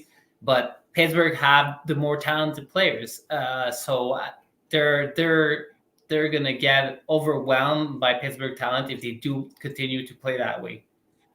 Mm-hmm. So Montreal in the offensive zone here, looking to move the puck around. Shot from the point. That one doesn't get through to Nedeljkovic, but Montreal hangs onto that one. Passing the puck around. Oh, great stop by Nedeljkovic. Point-blank shot right from the middle in front. Struble tries to get the puck through. That one doesn't go all the way, and the Penguins clear it down, and they'll have a chance to regroup. Shot from the side of the net that's stopped pretty easily by Montembeault. Now the Penguins with some zone time here. That's a big shot, stopped by Montembeault and covered up. So back and forth. Both teams with some great opportunities there. And we've had 2 goals in this period, 6 goals overall, tied 3-3. And this is becoming a bit of an unpredictable, exciting game, isn't it? Yes, it is. I said at the beginning of the live stream that I was expecting this to be a low-scoring game, and boy, was I wrong. Yep, that happens. I think we both said that, but we did have some predictions in there for some higher scoring games that I don't think either of us were feeling that high on, but maybe some people will be right. So keep sending in your predictions for what you think the final score will be and who do you think is going to score the next goal. We want to make sure that we hear from all of our listeners here. Just about 6:20 left in the period. We'll have a nice intermission show coming up pretty soon. We'll take all your questions, so get into the chat. We want to make sure that we continue to hear from all of our listeners. So, puck stop once again by Montembeault at the side there. Pretty easy stop. Montembeault, a couple of key saves early on. I don't think he's been tested a ton. Do you think that any of those goals he might want back, Gustav? Well, that deflection goal was really hard to see. I think we have to give him be lenient on that one. The Crosby goal from the side, honestly, almost any other players in the league wouldn't have put that in. I mean, it's Crosby at the end of the day. So maybe that first one I would have to go see it, or the second one. I mean, I would have to go see it again. I don't think he gave a bad goal so far necessarily. So yeah, I think he's playing relatively well. It's just that the Canadiens are playing a back and forth game, and like I said multiple times, they can't play that kind of game against the Pittsburgh Penguins. They're too talented. They're more talented than the Habs, and if they play that way, it will end up being a high scoring game, but in the advantage of the Pittsburgh Penguins. And Russ the Hunter says, hopefully 5-3 Pens. So he's a Pens fan, and maybe it will end up being that way when the game ends. Yeah, wouldn't be surprised at this point. The Penguins could go ahead by one and add that empty netter. So been very exciting so far. Looked like Montreal was running away with it pretty early on. Nedeljkovic with the 3 goals against in that first period. Penguins stuck with it. They've battled back 2 on the power play. As much as we've said some bad things about that power play, it seems to be clicking tonight. And I believe that was actually one of our keys to the game. So I guess that's worked out. They listened to us and they decided that that's what they were going to do for us tonight, right? Yeah. Honestly, when I was taking my notes and noted down the stats from the Pittsburgh Penguins and saw that the Pittsburgh Penguins were worse in terms of power play efficiency than the Montreal Canadiens, I told myself, how is that even possible? And I read on the news that Kyle Dubas wasn't putting the blame on Coach Mike Sullivan and saying that he expected things to turn around. So I think I wouldn't say a good game so far for Pittsburgh, because at some points the Canadiens were dominating, and that can't happen. The Canadiens are a bottom team in the standing, and the Pittsburgh Penguins want to contend for the cup, want to be in a playoff race. So they still have to improve their game. They still have to maybe avoid some mistakes we saw in that first goal, cost and turnover. Yeah. Absolutely. And just a little update on that third Pittsburgh Penguins goal. I feel like I've seen 3 different goal scores pop up on the official goal sheet for that one. Looks like it is going to be Crosby, second of the game, 17th of the season, assisted by Erik Karlsson and of Evgeny Malkin. So they finally get that right. I did see a little deflection, but maybe off of a Montreal player. Yeah, so, I think I also saw a deflection from a Montreal player on my end. For sure. Back into the play, approaching the 5-minute mark in this one, tied 3-3. Just kind of battling things out in the neutral zone. Finally, they do send it into the offensive zone for Montreal. Safkovsky with a burst of speed, but he can't get to that puck first. Montreal doing a good job on that back check to get the puck back. They're headed the other way on an odd man rush. Safkovsky with it. He passes it away. No option for Suzuki to shoot. Shot from the point, misses off the redirection. Pittsburgh tries to send it down the other way. They kind of slow it down before they enter the zone. And a shot off the post. That one looked like it beat Montembeault pretty cleanly. Easy shot from the boards there. And that one gets covered up by Montembeault. So Pittsburgh with a great opportunity there that I think could have led to a 1-goal lead had that not hit the post. Yeah, Montembeault must be tanking his post right now. what I saw on the earlier play on the chance from the Canadiens is that Slavkovsky could have easily taken a shot on that play. And I've seen this from him a lot lately. He has been playing better, been winning puck battles, just been more confident, has keeps the puck on his stick a bit longer. But I think he's passing a bit too much. And sometimes maybe he feels like the better play is to pass it to a guy with more experience like Suzuki Caulfield. But on that play, he should have shot like that. That pass led to basically no options for Caulfield. So Martin Selly has to work with Slavkovsky to let him know in what situation is best to pass and what situation is best to shoot. Yeah, I found myself wondering why he was hanging onto that puck. It's definitely some hesitation. It could have been a sweet pass if it worked out, but definitely a little bit of a struggle reading the play on that one. And of course, Montreal did not get a shot off on that opportunity. Russ the Hunter chimes in. I wish the Pens had a better record. Yeah, I think it's a bit of a surprise that they are towards the bottom of the standings and tied with the Montreal Canadiens at this point. Maybe they'll get 2 points tonight. Nice shot from in tight there, stopped by Montembeault and covered up. That comes from Riley Smith. A nice pickup by the Pittsburgh Penguins in the offseason, only giving up a third-round draft pick to take on a cup winner in Riley Smith, who had a big role on that Vegas Golden Knights team last season. Yeah, one of the good pickups from Kyle Dubas. I personally like the Alex Nedeljkovic sign, although he didn't look that great. He did some key saves in this game, but 1 or 2 goals I think he would like to look back at and get the chance to make that save again. Obviously, Eric Carlson, Riley Smith, Ryan Graves. I think those are good signings. Is that enough to make them a serious contender? Not sure. Yeah, and we'll see. I think Pittsburgh, they're a team that I think you could bet on them maybe making a bit of a comeback in the second half of this season. Definitely underperforming, and we've seen that power play come alive tonight. So if they do manage to get that going, I wouldn't be surprised to see them go on a little winning streak and move up the standings quite a bit. Yeah, and they have to win against teams from the Metropolitan Division and on the Eastern Association as well. So a game against the Habs right now is important. The Habs, they technically on paper should beat the Habs. So again, important game, and they have to have a better month of December going forward. As I said earlier, they lost their first 4 games of December, so that was pretty deceiving on their end. Yeah, and they get a nice opportunity here. Some interesting setup passes. Crosby gets a shot off.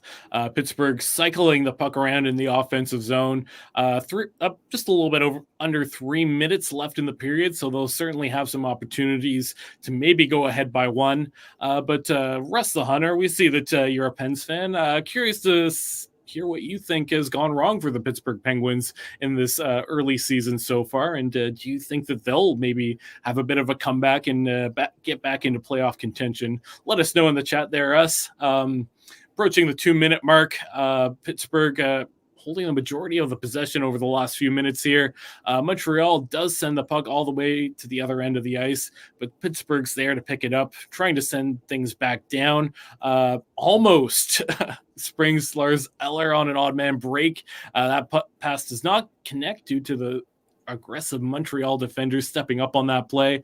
Montreal sends things the other way.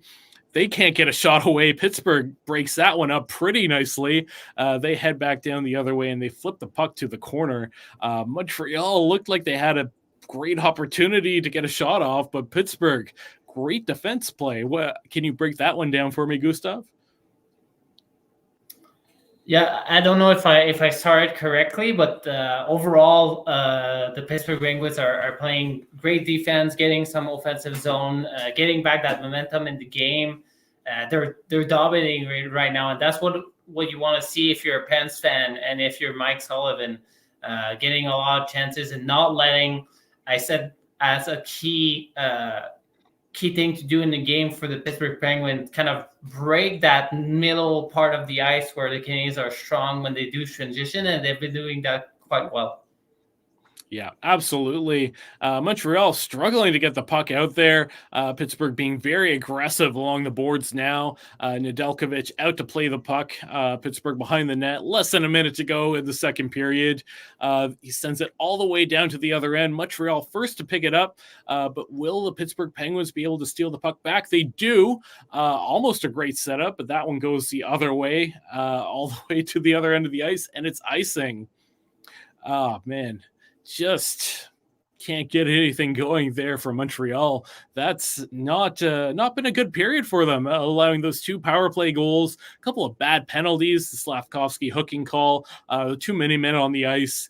This is starting to look pretty south for them, and this could easily be a Pittsburgh 4-3 game had it not been for a post. Yeah. Curtis says, just take the second period off there, boys, and I would completely agree. Try to close it off, forget that it happened, and kind of come back to what you were doing in the first period, and adjust to what Pittsburgh is doing, because the second period has been quite awful for the Habs. Yeah, and the buzzer will go. That is, maybe 1 goal before the period ended, but I think the buzzer went before that went in. The official is saying, nope, no goal on that one. Just gonna take a second here just to see what happens, because Pittsburgh was celebrating, but it looked at least like it went in clearly after the buzzer, right? They might have to review it. Yeah, I also think it went after the buzzer, but they will review it. So let's see what happens here. Yeah. And Crosby down on his knees. Maybe this is a hat-trick goal, but I'm not sure that this will count. That bounces off of his leg and goes in. Montembeault looking behind him. I think Montreal was maybe caught off guard here. It's not going to be called a goal, as both teams do head to the dressing room now. Still 3-3. Pittsburgh with a couple goals in that period. Terrible period for the Montreal Canadiens, as we were just saying. As Curtis pointed out, we'll head into a break in just a few seconds here. Take a 3-minute intermission, and we'll be back here for another edition of Gustav's Game Notes. Stay with us. We'll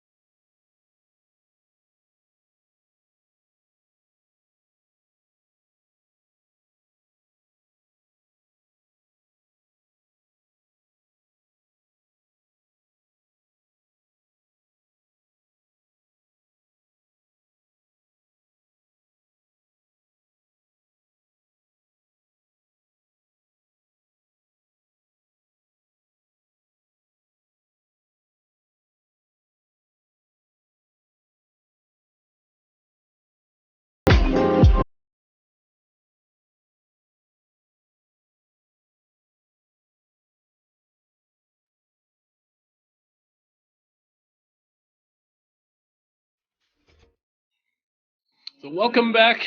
It's the Montreal Canadiens versus the Pittsburgh Penguins live stream watch along brought to you by Rocket Sports Media. Michael Spinella, host of the Canadiens Connection podcast. With me is my Rocket Sports Media colleague, Gustav. And we'll just take a second here to recap that last period as seen here by Rocket Sports Media. Rick Stevens on Twitter. Just follow at Rocket Sports. Shots on goal for the Pittsburgh Penguins are 15-8 in the second period. Habs and Penguins tied 3-3. CH goals in that first period coming from Savard, Struble, and Monahan. So not a great period overall from the Montreal Canadiens. I think that's pretty obvious. Just quickly, can you give us your breakdown on what went wrong there and what went right for the Pittsburgh Penguins to tie this one up? I think the Pittsburgh Penguins basically solved the Canadiens' transition game. I mentioned this a couple of times. In the first period, the Canadiens had an easy time of winning puck battles. It seemed, especially on that first power play of the Pittsburgh Penguins, Canadiens were basically winning all the physical battles, the one-on-one battles, and getting that puck away from their own zones. And they were able to transition in the neutral zone, get passes on sticks, and get going. I think the Pittsburgh Penguins just are more solid in breaking those plays in the second period.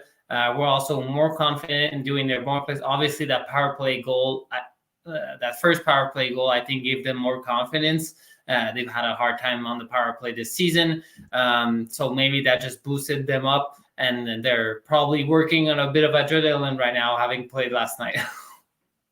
Yeah, absolutely. And just a little reminder here, if you like what you see tonight, if you want to see all of our Montreal Canadiens content, make sure to tap that subscribe button, hit the notification bell as well so you never miss any of our great content. And Amy Johnson chiming in again. Intermission is a great time to tap the subscribe button on the channel. Welcome to Rocket Sports Media. So we appreciate everyone that's joined us tonight and gotten into the chat here. Just before we get to our second period intermission show, Gustav's game notes, I'll just pull up a few more comments that we got. Russell Hunter, our Pens fan. I believe this was in response to a question I asked Russ. He says their starting goalie and their power play. I asked earlier what he thought was going wrong for the Pittsburgh Penguins earlier, to start the season and what's led to them being far outside of the playoff spot right now. So he thinks their starting goaltender and the power play is the reason. And another comment comes in. I wish Montreal wins. We'll see. Still plenty of hockey to come. Still an entire period to go. Tied 3-3. And you know what, Gustav? You kind of tease this a bit, but do you want to talk about the Pittsburgh Penguins for a little bit? We mentioned Kyle Dubas, brand new to the organization. He came in. He made some big moves. Riley Smith, Erik Karlsson, moves out to Jeff Petrie. Do you have any other thoughts on how Kyle Dubas has done for the Pittsburgh Penguins and any other acquisitions that they may have made over the offseason? Well, I mentioned Ryan Graves, who they signed at $4.5 million for the next 6-year defensive defenseman, who had a pretty good season with the New Jersey Devils last year, 26 points. So far has not maybe looked as good with the Pittsburgh Penguins, 5 points in 27 games. But he is a good player, plus 10, 51 block shots, but maybe a bit of a high contract considering what he brings offensively. What's interesting with this situation in Pittsburgh is that Kyle Dubas left a hard situation in Toronto where most of the caps was focused in 4 players, and he's now in a very similar situation and more older players. So there's Crosby at $8.7 million for the next 2 years. Evgeny Malkin, $6.1 million for the next 3 years. Karlsson, $10 million for the next 4 years, and Chris Letang, $6.1 million for the next 5 years, and all are over 30 years old. And that's a very aging core. And this summer he did have some quotes where he said he still believes in that core, but you see that in the standing and their record and their power play that maybe they have a hard time competing against those younger teams. So even though they have a good lineup, and also they don't have a lot of assets. So even if they wanted to improve themselves closer to the deadline, they don't have a first round pick this year. They don't have a third round pick this year. They don't have a second round pick next year. They have almost no prospects, no young players in the lineup or in the AHL. So I have a hard time. Obviously, they can turn things around and get into a playoff spot, but I have a hard time seeing them beating teams like the Tampa Bay Lightning, even the Maple Leafs. So yeah, I don't know how the Pittsburgh Penguins future will look, and maybe the Pittsburgh Penguins fans in the chat can chime in and let me know what they think of their team future. Yeah, I just wanted to point something out. I read a message coming from, and I apologize for the pronunciation. I believe it's Purdy saying, "I wish Montreal wins."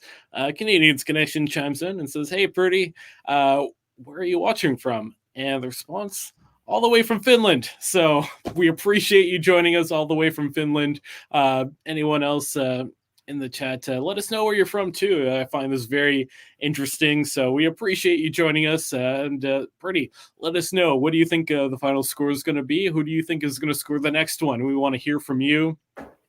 Canadiens Connection says, welcome to the live stream watch along. Thanks for joining us. Habs fans are everywhere. And that is true. We've seen Habs fans from Northern Ireland, a few from Ontario. I'm in Montreal. Gustav, I believe you're still out in Gatineau, right?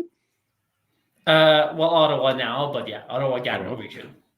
Yeah, absolutely. So Habs fans are truly everywhere. And that being said, I did have one more question for you in regards to the Pittsburgh Penguins. And that's goaltending. Tristan Jarry was set to become a UFA last offseason, and I think a little bit of a surprise to see him earn a new contract.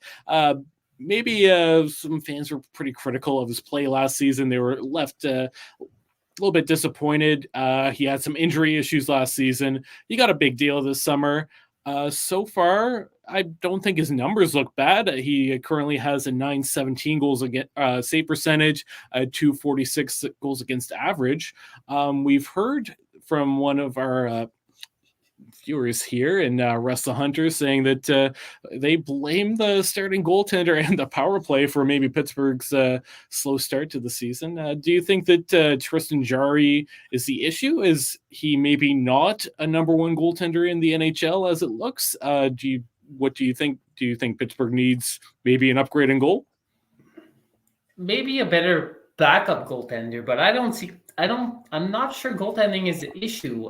Before this game, I looked at the goals against per game, and Pittsburgh was in the top of the league at 2.59 goals against per game. That's 6th in the NHL. And when you look at Tristan Jarry's number, they're actually very good. You mentioned the save percentage and the goal against average. He also has 3 shutouts this year. Mm-hmm. And I looked at it. He received 592 shots before the game. That's 10th in the NHL for most shots received by a goaltender. If you look at the goal against average and the save percentages, he's top 20 in NHL goaltenders for both, and that's not considering the amount of games played. So there's a couple on top of the NHL standings for goaltenders like Louis Domingue, but he only played 1 game, so that doesn't really count. He's probably closer to the top 15 if you eliminate those. Obviously, with Tristan Jarry, maybe what people think is that he's not really elite at anything. He's not a Carey Price or a Vasilevsky that's really athletic, that has great positioning, but he's good at everything. He's not elite at everything, but he's good at everything. He's got rebound control. He's pretty sound with his glove. So not sure goaltending is the issue. I think offense is actually the issue. I don't know where that's from. I think there's a lack of depth in the Penguins lineup.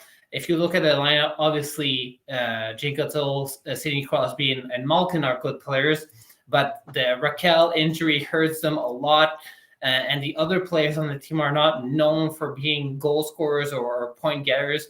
And they also have a old team, so it's hard to play against fast skating team. And I noted down some of the ages, and we were talking about that core. Crosby 36, Malkin 37, Christophe 36, Carlson 33, and then you add Lars Eller 34, Brian Russ 31, Riley Smith 32, Rickard Raquel 30. And yeah, it's no wonder that they might have a hard time playing in the new age NHL, where speed is one of the most important skills to have. And Crosby is not a slow player, but he's 36 and he's getting slower. Malkin is getting slower. So I think they need more speed, more depth in the lineup. And again, they don't have the assets to get that that kind of additional help.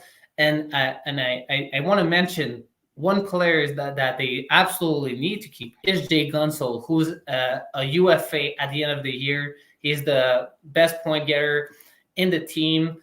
He's currently making $6 million. He's probably going to be expecting a lot more this summer, and we'll be looking at contracts offers from a lot of teams. Do they have the space to keep him? If they give him, let's say, an $8 or $9 million contract, then they have basically all their cap space in 5 players, and we see that model in Toronto doesn't really work. So I really wonder what the future is for that Penguins team. Yeah, great points all around. I agree with all of that. Just going to take a second to chime into the chat here. Curtis Alt, all the way from Northern Ireland, chimes in and says, "And we are gluttons for late night punishment." Canadiens Connection follows that up with 2 a.m. there, Curtis. And Curtis says, yes, 2 a.m. And as Amy says, that is fan dedication, Curtis. Unfortunately, Curtis is a Montreal Canadiens fan. Montreal blows their 3-1 lead in that second period, currently tied with the Penguins. Maybe you'll see Montreal Canadiens victory. It's not over yet, Curtis, but we do appreciate you hanging out with us and hope you stick with us still. And Amy Johnson says, and for Purdy, it must be late for you as well, or should I say early in the morning? And the reply, hopefully Cole Caulfield is the next goal scorer, and confirming it is 4 a.m. for Purdy. So Habs fans truly are everywhere. Dedicated Habs fans all the way out in Europe, Finland, and Northern Ireland. And like Amy says, wow, well, we're glad to have you all joining us. And I agree. I'll just bump this up once again from the Canadiens Connection. Welcome to the live stream watch along. Thank you for joining us. Habs fans are everywhere, and we hope that you've been enjoying our intermission show here so far, talking about the Pittsburgh Penguins. I think it's an interesting scenario you brought up. It's a bit of an aging core. Is this maybe the last opportunity for this core with Malkin, Crosby, and Letang together? Because you said they're getting older. If it doesn't work out, is Kyle Dubas going to have to move on, or is there another option? Well, the question is, who can he move on from? I don't think they're moving Crosby. I feel like Crosby is finishing his career as a Pittsburgh Penguin. Same thing for Malkin. Maybe there's an opportunity to move Letang, but with his contract, I doubt that anybody's going to take him. Carlson, I don't think they're getting rid of that contract at 33-year-old for 4 years at $10 million. Maybe they can trade a Lars Eller to a competing team in the summer if it doesn't work out. Riley Smith or even a Rickard Raquel. It's hard to see how they can turn things around, especially they don't have a lot of picks in the future years. They don't really have good prospects or young players. So either they stick to that core and try to do what they can, or they go into a more of a reset/rebuild mode while also keeping Crosby and Malkin, which are the 2 players I think are absolutely going to stay on this team. Yeah, absolutely. A little bit more in the chat here. Curtis saying, that's impressive, Purdy. So everyone very impressed with you in joining us tonight after this third period. I'll go to bed. Man, I'm impressed that you stayed up this long, and some Finnish. Unfortunately, I've not brushed up on my Finnish, so I'm not going to try and pronounce this, but I'll throw that up there. Thank you very much, Purdy, and everyone else for joining us. Second period is underway here, so we appreciate you all getting into the chat. Continue to let us know where you're from, and we appreciate any comments that you have for us. Tied 3-3 going into this period. Who's going to score the next goal? We want to hear from you. Who's going to break the tie? Which player, which team? You can guess. And Caulfield with an opportunity on an odd man rush from far out. That's stopped by Alex Nedeljkovic. Pittsburgh comes the other way here. What do you think the key to the victory is going to be? We've not seen this game slow down whatsoever for either team. Is it truly just whoever's going to get the back of the net next, or is there something that one of the teams can do to really take control here? I don't think we're going to see the game slow down. If that was the case, I just before I continue, I see Todd Sams saying he's from seeing the game from Ottawa as well, like I am. I don't know where you're from in Ottawa, but I'm in the Gloucester region, to be more specific. Nice. But yeah, I don't see the game slowing down.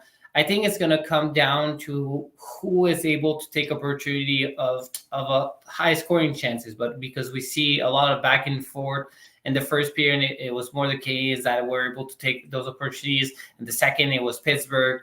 So I'm looking to see if we're going to start seeing the Pittsburgh Penguins getting tired because they played last night. The Canadiens probably have a bit more energy. The Canadiens should try to use their speed more often. I mentioned that Pittsburgh Penguins players are a bit old, maybe not as fast, so maybe they can use that.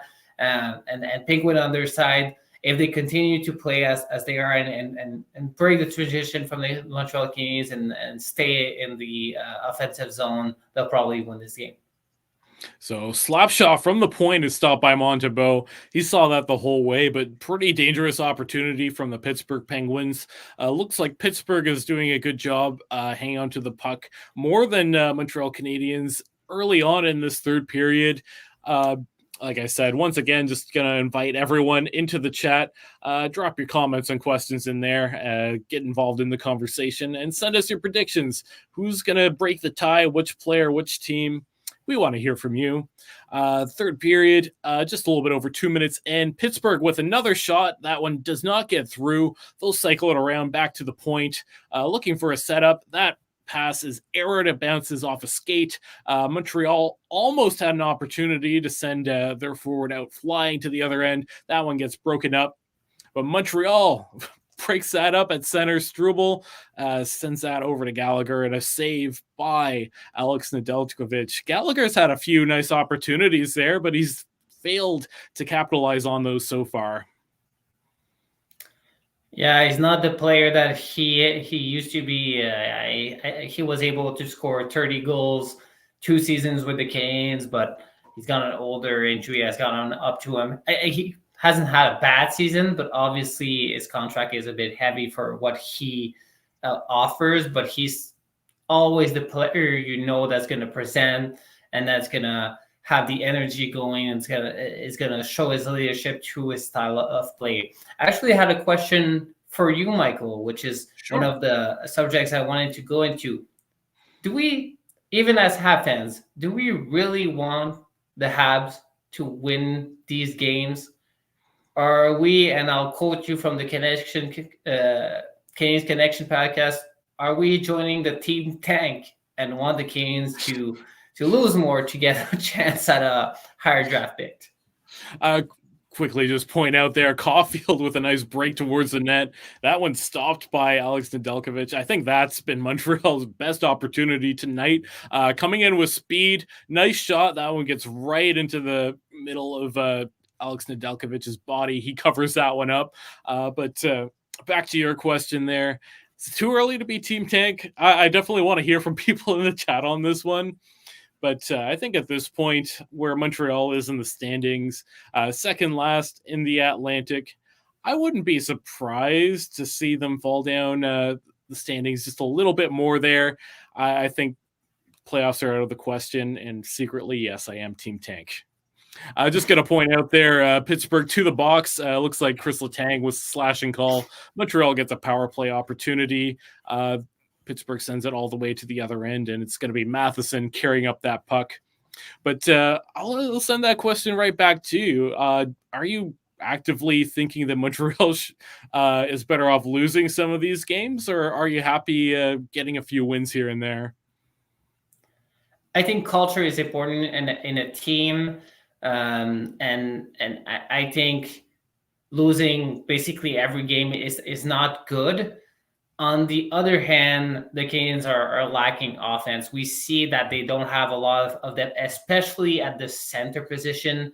Since Doc's injury, they're not the same team without Doc. And Suzuki is a great player, but Dvorak shouldn't be the second line center. And even Monahan, although he's been playing well, I don't think he's that second line center on a contending team. And this year there's a lot of great players. That's a great opportunity for Caulfield. Still looking at the play. So I think they do need to be able to draft a good player this summer. And at that 10th spot, you lose the opportunity to draft a guy like Macklin Celebrini, Cole Eiserman, Ivan Demidov, and even I've seen a lot of Habs fans drooling over Caden Lindstrom, 6'4" centerman from the WHL. I can almost guarantee you that he will not be available at the 9-10 spot, which is where the Canadiens would draft right now. Yeah, Montreal with a couple good opportunities on that power play. Alex Nedeljkovic standing tall, covering that one up. About 40 seconds left. Won the face-off so clean it goes all the way out to the other end there. But to continue along that conversation, currently when you look at Montreal's roster and you look at the prospect pool, I think there is a question of, is there truly enough in the system? As there's a great shot there by Montreal again on the power play. Looks like Montreal is starting to get a few more opportunities. They want one bad here. Holding the puck at the point now. Just 10 seconds left on that power play. But like I was saying, I think there's some question as to whether or not there is enough talent in the system for Montreal to be able to become a true contender at some point. And I think, you have some nice pieces. Hopefully Slavkovsky continues to improve. Hopefully Lane Hudson pans out. But like you were saying, at forward, it'd be nice to have a few more pieces, because right now you're seeing a Caulfield that's struggling to score, coming off of a shoulder injury.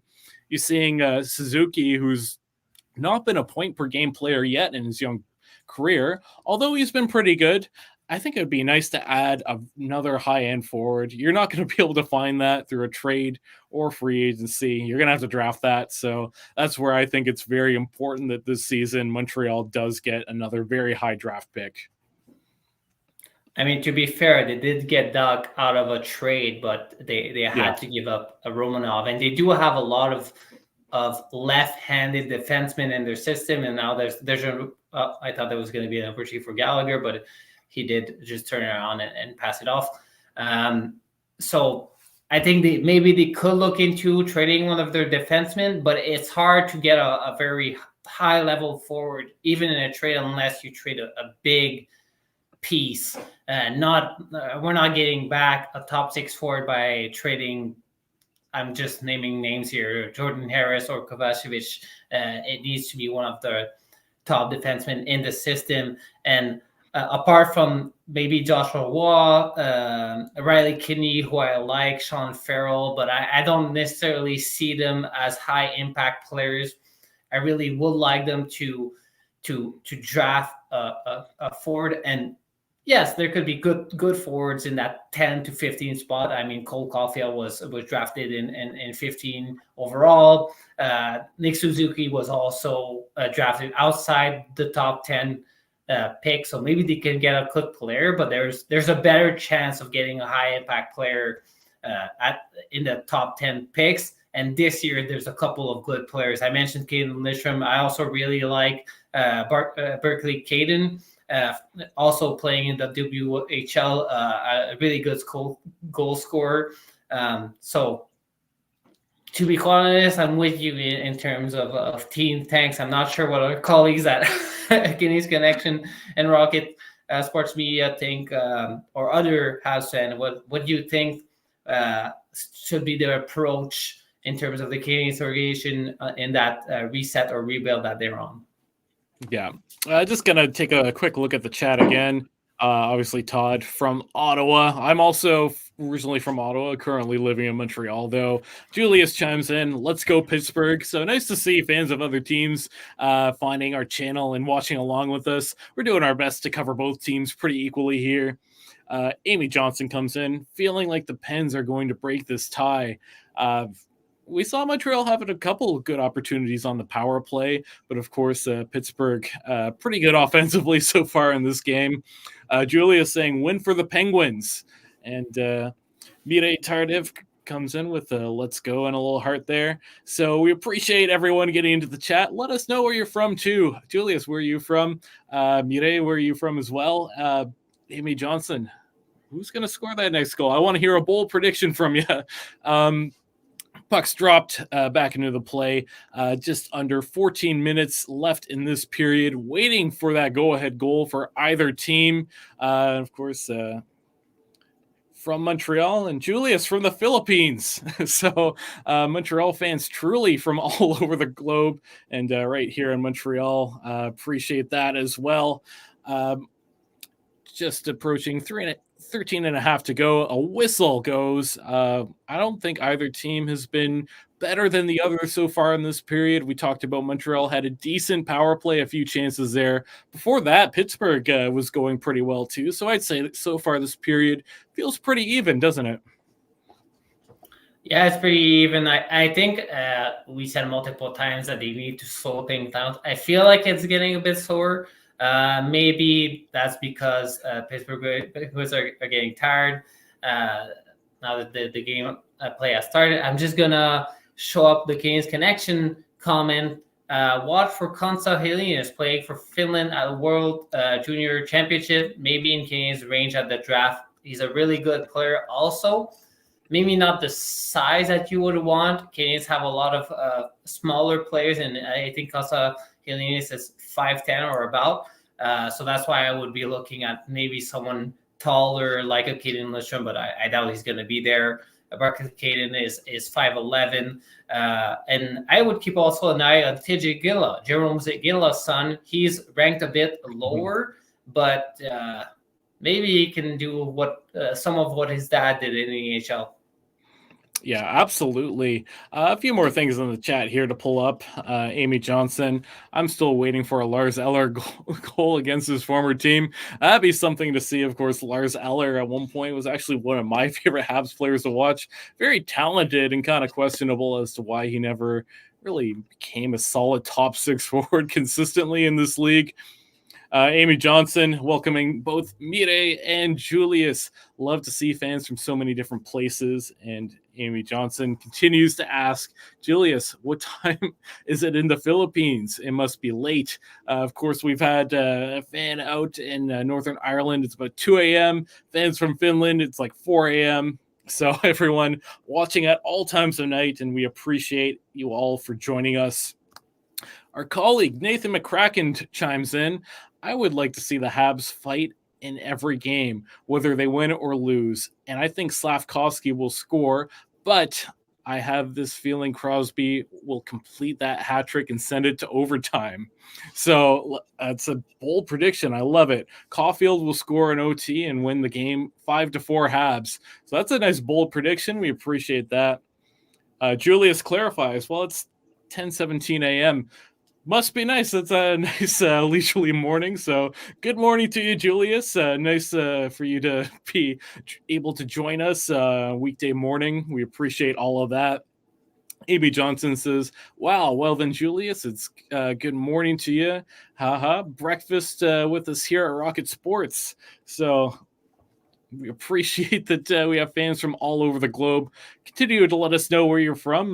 This is pretty great. We've got some fans from Europe. We've got some in Southeast Asia. So this is quite amazing. Habs fans truly from all over the globe, and this is part of why we wanted to do this live stream on our channel. We want to engage, we want to connect with all of you, and we want to share the love for this wonderful game of hockey. I think we're both big fans here. But back to the game here. About 11:55 left in the third period. Tied 3-3. Shots being led by Montreal, 29-17. Montreal currently in the offensive zone, trying to find some options as they battle around the board, cycle it around to the point. Error pass, but luckily it gets held in. That one gets cycled around once again. Shot gets blocked. Pittsburgh goes the other way. Maybe an odd-man break here. Looks like Malkin has the puck. Shot stopped by Montembeault. Rebound goes out. Montreal luckily clears it out. Maybe it's a 2-on-1 here. Nice break with Anderson. He can't do anything. Josh Anderson continues to struggle. Just awful. He had all the time in the world, and he coughed up the puck to the Pittsburgh defender on that one. Julius chimes into the chat once again. Wish the best on the Pens. So we appreciate, I guess, Julius, you're a Pens fan. So thank you for joining us. Mostly we do coverage of the Montreal Canadiens, but we've had a few fun discussions talking about the Pittsburgh Penguins. They are a pretty interesting team. Amy chimes in to Julius, how did you become a Pens fan? And it's a great question. I'd love to hear that. Amy also says, and could I ask the same for Curtis and Purdy? How did you become Habs fans? Yeah, it's interesting to see that we have Habs fans all over the globe in all sorts of places, so we love that. Simon chimes in, watching the game from Norway, betting on the Penguins. So, Simon, we appreciate you watching from all the way in Norway. Let us know what time it is where you're at. This is some must be some dedication watching early in the morning like that, as Montreal gets a nice shot off the post. Pittsburgh's going to head the other way. Julius chimes in, just says, I love the Penguins. And you know what? That's fair. Crosby is a very talented player. I can't blame you for that one. So Penguins get a couple of opportunities there. Stopped by Montembeault. Clear it out the center. Less than 10 minutes to go. Are we going to see a go-ahead goal in this period? Make sure you put your predictions in the chat. We want to know the team and the player. We saw Nathan predicting that it was going to get tied up. Crosby would complete the hat trick, and then it would be Cole Caulfield winning the game in overtime 5-4. So let's see what happens. The Pittsburgh Penguins send the puck all the way down the other ice. They're battling for it, but Montreal very aggressive to pick that up. Pittsburgh defenseman holds it at their own zone. They're looking for options to maybe regroup a little bit. Canadiens Connection, once again, I remember MSL saying Josh is back. He's back. What happened? Well, I guess he's not quite back yet. This happened after Josh got into a fight in a game, and then I think a few days later he scored an empty net goal. But you know what? Tonight he's had a few opportunities, and it seems like he's his own worst enemy at the moment, right? Yeah, it really seems so. Again, it's surprising that he hasn't scored on a goalie yet so far this season. His only goal being a empty net goals. Honestly, I don't understand what's going on. He's not playing bad necessarily. It just seems like nothing is going for him. So we'll see if he's able to turn that around. Maybe he has a lot of pressure on his shoulders of not being able to score so far. We were talking about the World Championship, World Junior Championship coming up soon. I want to ask Pens fans, Habs fans, and other fans watching this stream, who are you looking forward to see at the World Junior Championship? Personally, in terms of Habs prospect, I'm really excited to see Lane Hudson playing, and I'll obviously be looking at some of the top ranked prospect for the upcoming draft. But I wanted to know if anyone had an eye on certain players. What about you, Michael? Yeah, I think being covering the Montreal Canadiens, you see Owen Beck is potentially going to be on Team Canada there. You're keeping your eyes on that. Obviously, Celebrini is another very exciting one. I think when you're looking at the Team USA, Lane Hudson, of course, you want to see what happens there. And Jacob Fowler, kind of an interesting case there. It feels like Trey Augustine is set to become the starting goaltender for Team USA, but Jacob Fowler, he's had a pretty good start to his NCAA career. I wouldn't be surprised to see him get into some very important games in those World Juniors. Canadiens Connection chimes in. Lane Hudson, Jacob Fowler, and Owen Beck. So glad to see that I'm on the same page as my podcast there. I appreciate that. Is there anyone that's undrafted that you have your eyes on there, Gustav? I know you've mentioned a few names, but wouldn't mind reiterating that a little bit. Well, yeah, Macklin Sabrini, definitely out watching, even though I don't think the Canadiens will be in the range to draft him. He's going first overall unless something really weird happens or surprising. I'll be watching Cole Eiserman, considered to be the best goal scorer in the draft, or one of the best goal scorers in the draft. Yeah, I think a couple of players. I haven't seen who's been invited to the World Junior so far, so I don't want to take the chances of naming a player that actually won't be there. If Caden Lindstrom is there, I really want to see him. And there's a couple of defensemen, and I'm thinking Sam Dickinson, if he's there, one of the top defensemen in the draft. Unfortunately, I think Russia will not be there at the World Junior Championship because of the political situation. I would have liked to see more of Ivan Demidov, but we won't have the chance to see him play.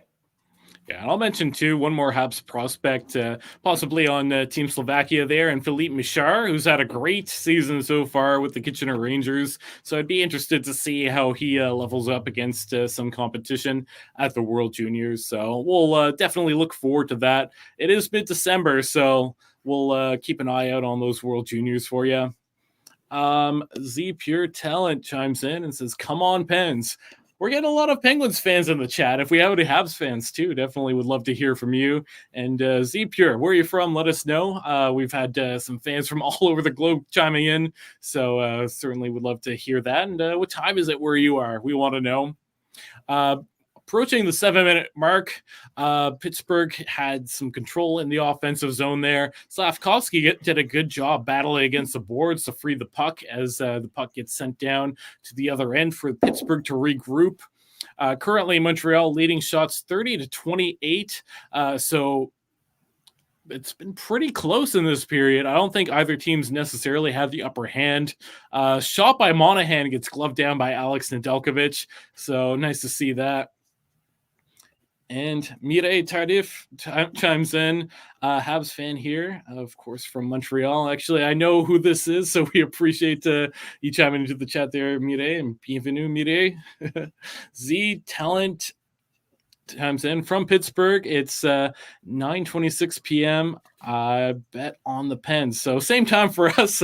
So nice to see that we have some people from Pittsburgh in this chat too. And of course, we see Amy. So we appreciate Amy Johnson doing a good job hosting that chat for us and welcoming everyone along the way. Couple of opportunities for Montreal as they're in the offensive zone. No pucks getting through to Nedeljkovic, but good job by Gallagher fending off a few Penguins defensemen. Puck gets jumped into the corner. Bodies are flying a little bit. Looks like Montreal is going to prevail with the puck. Maybe get a shot. That one does not get through, I don't think. Nope, actually Nedeljkovic does cover that one up. Easy stop as he saw that the whole way. As we're approaching the 5-minute mark, do you actually think that we're going to see another goal within regulation? Or do you feel as if this is going into extra time?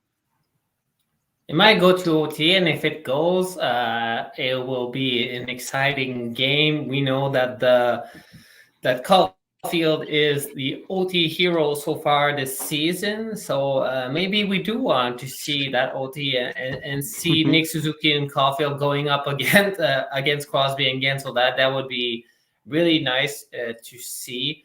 Like I said, the game is slowing down a bit. I feel like both teams are getting a bit tired and closing down their games. They're not giving as many chances on both sides, so it might. There's a good chance I think it goes to OT. Yeah, and not too long ago, I believe Saturday night, Montreal had a game go all the way to the shootout. It was Slavkovsky with the shootout winner and a nice move to seal the deal on that one. So wouldn't be surprised there. A nice opportunity there by Anderson, who totally misses the net. Uh, that was point blank, and Anderson. I don't know what's going on here. I like I said, I think it's all mental at this point, and he's very much his own worst enemy. Amy Johnson chimes in again. Okay, Pittsburgh fans, do you love Primanti Bro sandwich as much as tourists do? Interesting questions. I don't really know what that sandwich is, but appreciate the comment there, Amy, and let us know. Canadiens Connection chimes in. Currently, high danger scoring chances are 17-8 for the Canadiens. A little bit surprised to see that, actually. I don't think it's felt that way. What do you think, Gustav?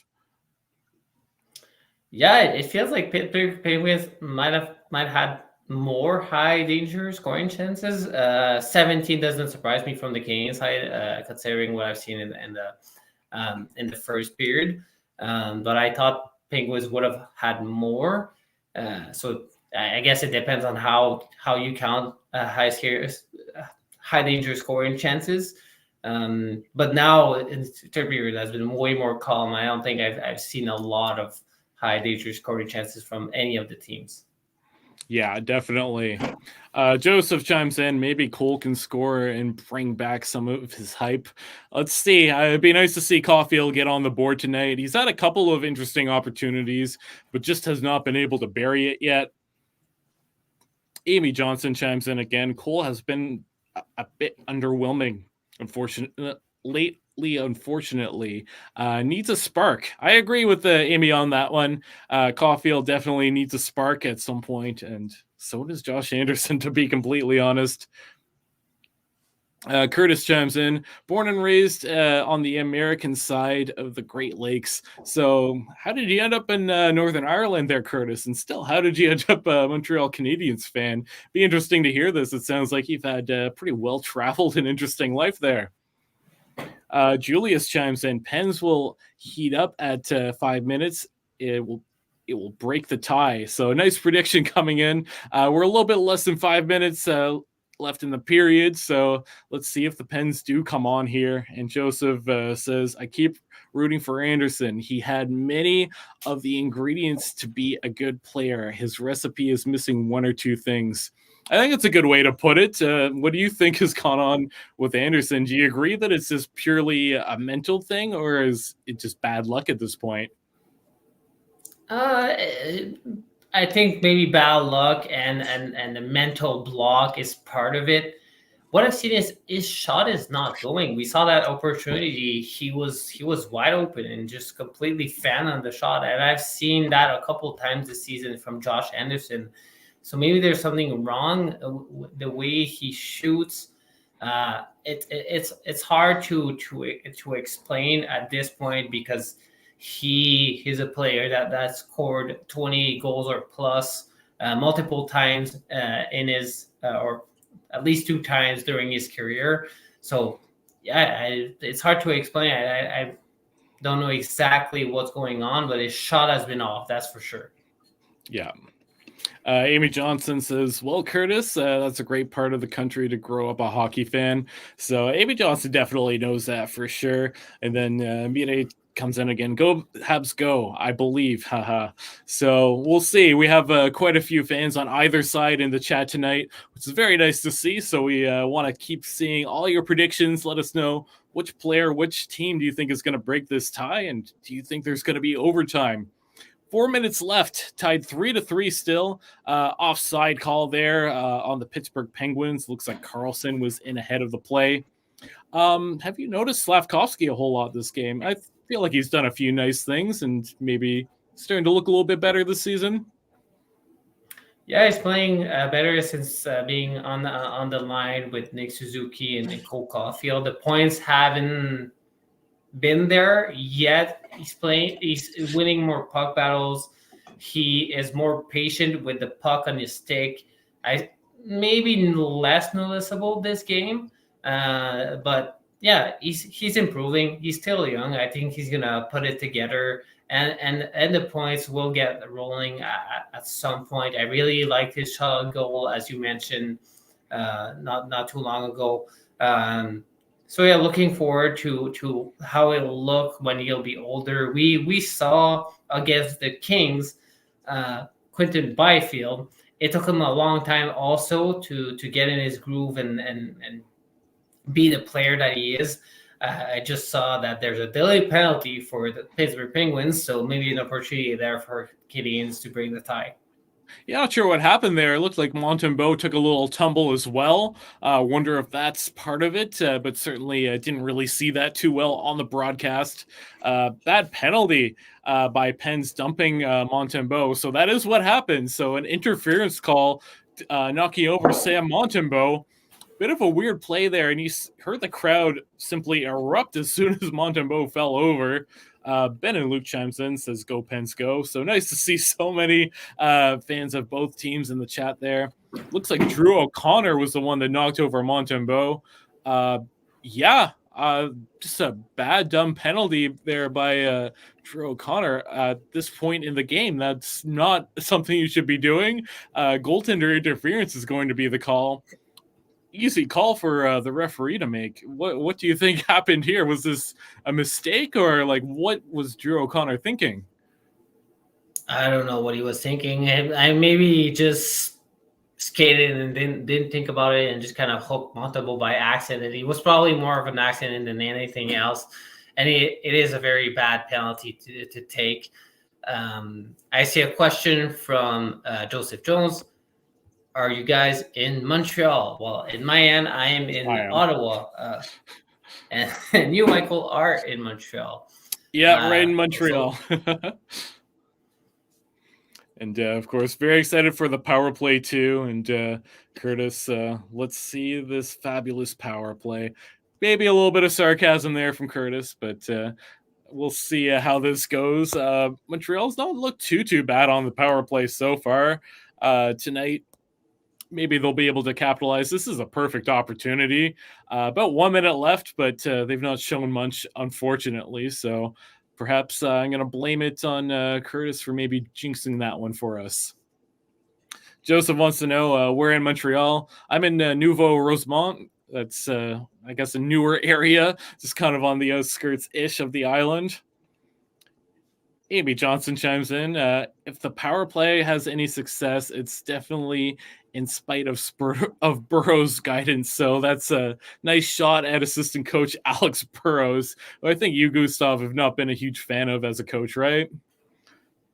No, well, at least they changed some of their strategies. Before they used to do that backdrop pass every time, and I didn't like that strategy.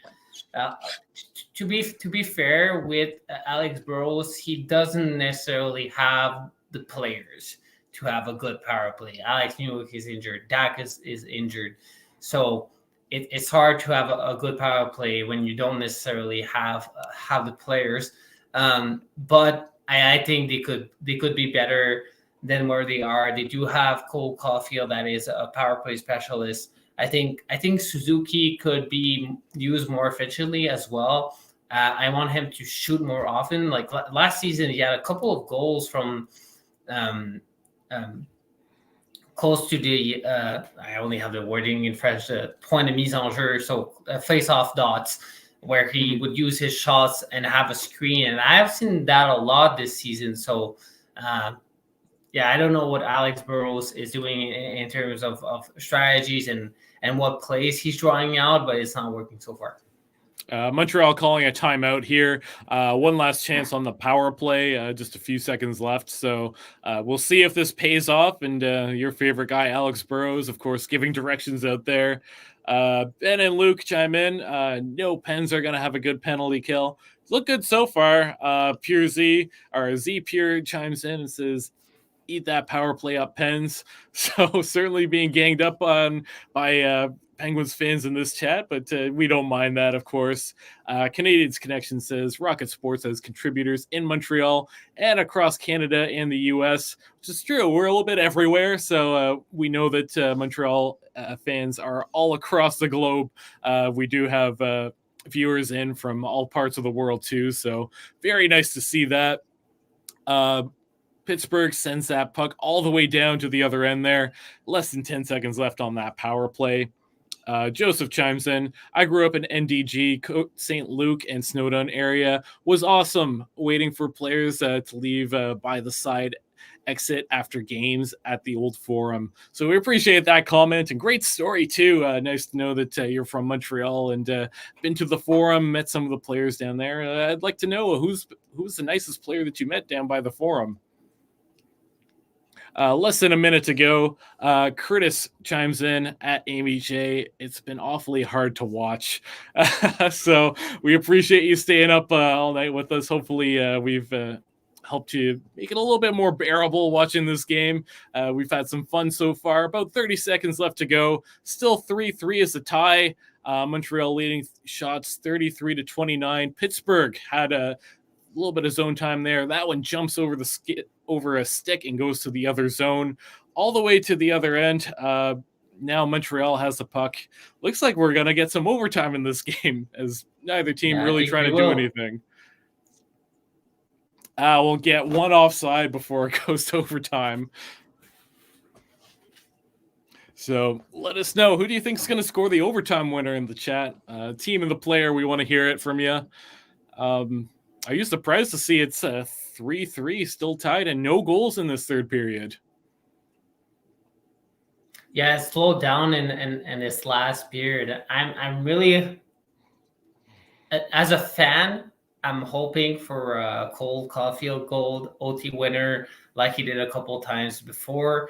However, we talked about the the tank versus no tank, or like what the Habs need to do. Maybe it wouldn't be such a bad thing for the Penguins to score that OT winner. And Z Pure Talent says Crosby will score for a hat trick. I also think that's a very strong possibility. Yeah, wouldn't be surprised. Ben and Luke as well agrees. Crosby all day. Canadiens Connection, 11th overtime this season for the Montreal Canadiens. Surprisingly, Montreal, not a ton of regulation wins. A lot of their wins have come in extra time. And Joseph, in response to my question, says that some of the cooler players that he's seen down by the old Montreal Forum, Mike Keane and Kirk Muller, were very personable and put on a show for the kids. Breeze Bois used to walk home from the forum. So interesting stories there coming from Joseph. We appreciate hearing that. Nice that you got to meet some of them down by the old forum too. And look forward to hearing more from you. We appreciate you sharing that with us tonight there, Joseph. Where are you currently located? We'd love to know that too. Not a whole lot of love for the Habs in this chat, to be completely honest. Seems like a lot of Pens fans are here from what I can see, right? Yeah, a lot of Pens, but also maybe Habs fans that are frustrated from the way things are going, especially on the power play. We have to remember that this year is not about necessarily the results. Obviously, having wins is nice, but I'll reiterate my colleague Nathan's comment from earlier. I think it's more about how the Habs play and seeing the young players progress and develop into better players. That's what's most important. But so far this season, Nick Suzuki has been relatively underwhelming. Cole Caulfield has been really underwhelming. And Slavkovsky has shown positive things, but the points have not been there. So not only are they not winning a lot of games, we haven't seen the positive steps from young players that we want to see. Yeah, absolutely. Joseph replied to me asking where he's from right now. Currently in Vancouver. He said originally from Montreal and used to see some of the players walk out the exit at the forum. So appreciate you letting us know that. It's a little bit, I guess, earlier in the day for you there, Joseph. So nice early game as it's currently about 15 to 10 o'clock here in Montreal. Canadiens Connection predicting Jesse Ullinen for the shootout winner, and Victor K chiming in Caulfield for the win. Send us your overtime and shootout predictions here. 3-on-3 overtime currently underway. Pittsburgh did get a shot off, and Montembeault did stop that nice and easily. So we'll see what happens here. It's pretty quiet since that second period. No goals yet. We'll see. Both teams do have some talent. I think you see Carlson out there, you see Crosby out there, of course Montreal with the OT weapon in Cole Caulfield.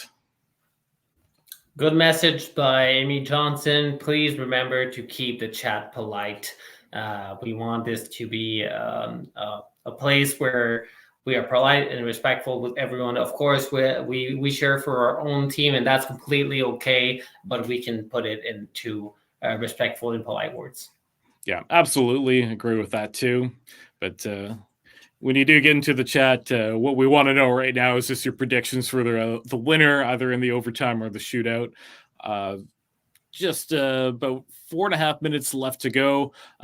Montreal has control of the puck, just kind of circling around a little bit, looking for an opportunity to attack. They do bring it in, circle back. Matheson has the puck.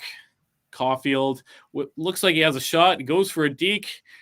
Misses Suzuki on the pass. Matheson holds it in. Montreal kind of circling around here. And Caulfield gets knocked down. I don't believe that was a trip, although fans were calling for it. Or maybe it is a trip. Oh, yeah, I didn't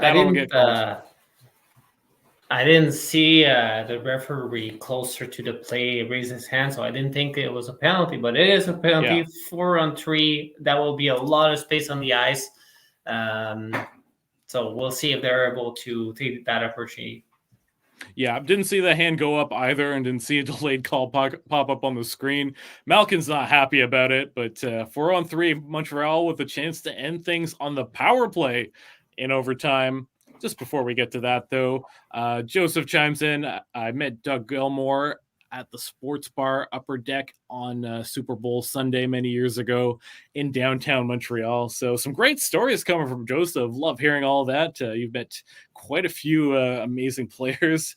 B-Day sends in some predictions here. Caulfield or Nick Suzuki for the shootout winners. Go Habs.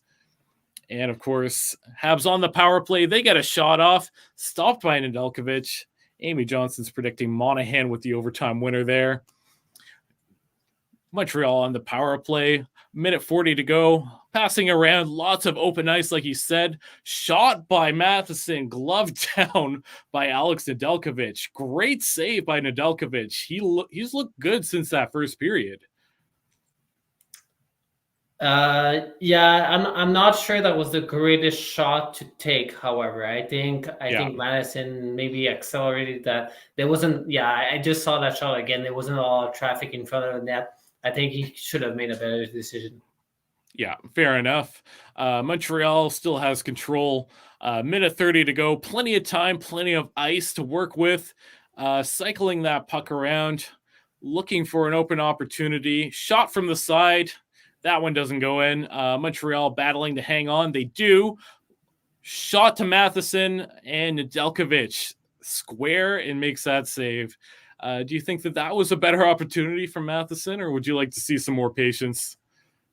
I think some more, although he did have time in space, but that shot wasn't the best one either.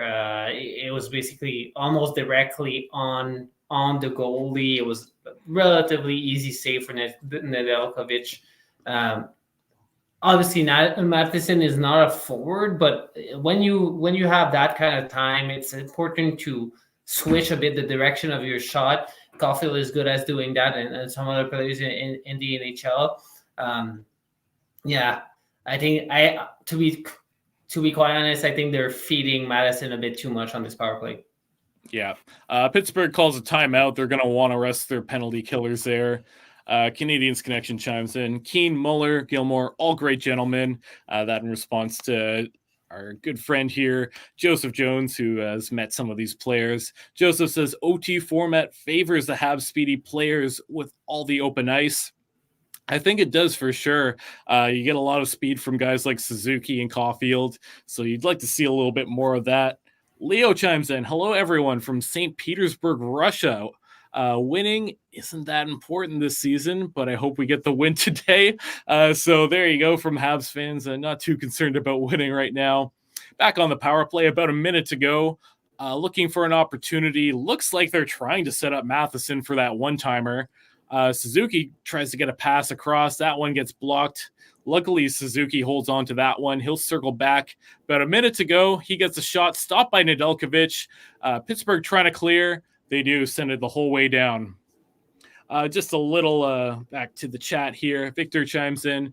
Shots win goals. Being too patient doesn't. So appreciate the feedback on that one, Victor. Montreal botches the opportunity there. 30 seconds left on the power play. They might get one more opportunity. Canadiens Connection says, shot of Nedeljkovic's dad. He looks nervous. I would be too if I was Nedeljkovic's dad. Joseph says, my phone battery is almost finished. Thanks for the stream. And thank you for joining us, Joseph. You can always tune in for the watch back if you miss any of the end here. 10 seconds left on the power play. Matheson looking for a shot. That one does not go in. Nedeljkovic looking good on that power play. Power play is over. We'll get some 4-on-4 hockey until we get to a blown whistle. 2 minutes left. Gustav, are we getting a shootout tonight? We're going to be working overtime here. Maybe we'll see it with 1:30 or about left in the period. It's hard to tell. Shootout would be interesting. I'm not a fan of shootout myself. I prefer when games are settled in overtime, because shootout there's question of luck and things like that. So I would like this game to finish by a good play and good goal. So 1 minute left there. Amy says, thanks for joining us, Joseph. Join us again on Monday for the next stream, and watch our recorded shows throughout the week. So thank you, Joseph, for joining us. If you're still around, make sure you tune in and hit that subscribe button while you still can. We don't want to miss any of those episodes. Pittsburgh is heading back into the Montreal offensive zone. That one gets broken up. Less than a minute left. 4-on-4. This is a lot going on right now. Opportunity deflected by Nedeljkovic. Crosby is here to pick up the puck. Approaching 30 seconds left. A lot going on here. I'll get to the chat in just a few seconds here. Don't want to miss the goal, though. Pittsburgh speedily into the zone. Lars Eller takes a tumble, so Amy Johnson's wish does not come through. Lars Eller falls over. 20 seconds left. Maybe one more chance at a rush. Almost a breakaway. That one gets broken up. Montreal the other way. Will they get a shot off? They do. Stopped by Nedeljkovic. 10 seconds to go. One more shot to go, maybe. Too much patience. I don't know why they didn't shoot that. No, can't get the shot off. Terrible decision-making there by Montreal. Not sure who that was that held on to the puck there. Wide open shot. Didn't do anything. So this is going to the shootout. I'll give some credit to Nedeljkovic. And we'll get back to the chat here briefly. Canadiens Connection says, hey, Leo, Steph, thanks for listening to the Canadiens Connection. Thanks for your great emails to the show. Actually, I've heard about these too. Looking forward to reading these emails too. Leo, Steph from St. Petersburg, Russia. What time is it where you are? We'd love to know, and keep letting us know your thoughts.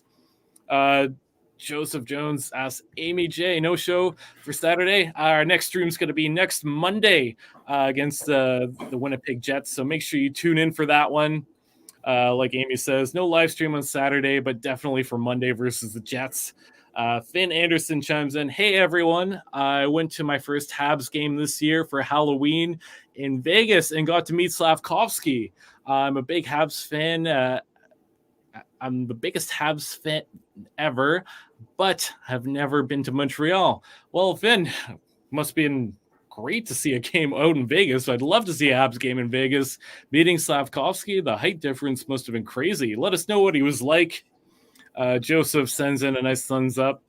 Amy says, make sure to hit the notification bell and you'll always get a heads up for an upcoming live stream. So the good reminder there. Make sure you do that. Shootout coming soon. I'll try to get to some of these chats to finish it up. Amy says, wow, what a great memory for you, Finn. And I agree, amazing memory. Let us know what Slav was like, and let us know who's your shootout winner prediction. Ben and Luke says hi, and then they've said Crosby about 5 times. So there's your prediction, Crosby. Leo says it's 6 a.m. where they are. So thanks to you for being up early or staying up late, joining us. Shootout underway. Looks like it's going to be Nick Suzuki with the first shot against Alex Nedeljkovic. Let us know your prediction in the chat there. Suzuki's coming in. He's going to dance around, go through the middle, and he scores. Beats Alex Nedeljkovic. He's fooled. Goes for the shot there. Not a whole lot of a move. And Gustav, nice goal by Nick Suzuki here in the shootout. Nice goal. Yeah, Suzuki is a good shootout scorer. He's have been some highlight shutout goals in the past, so I'm not surprised that he scored. And now it's Chris Sutton that has an opportunity. Going with the defenseman first, beats Montembeault. Great move and great shot over the glove. Montembeault completely fooled on that one. So there you go, 1-1. Suzuki and Letang with the shootout goals so far. Victor K says, I predict Crosby will miss. So we'll see if that happens. We haven't seen him yet. Before we get to that one, we do have Caulfield coming in on the shootout. Another goal. Great shot there by Caulfield. Great move. We appreciate that goal from Caulfield to take the lead. Fast hands on that shot is really nice goal. Mm-hmm. And Crosby gets a chance. And well, let's see if Victor's prediction comes to fruition. Crosby with the move. Goal. All goals so far.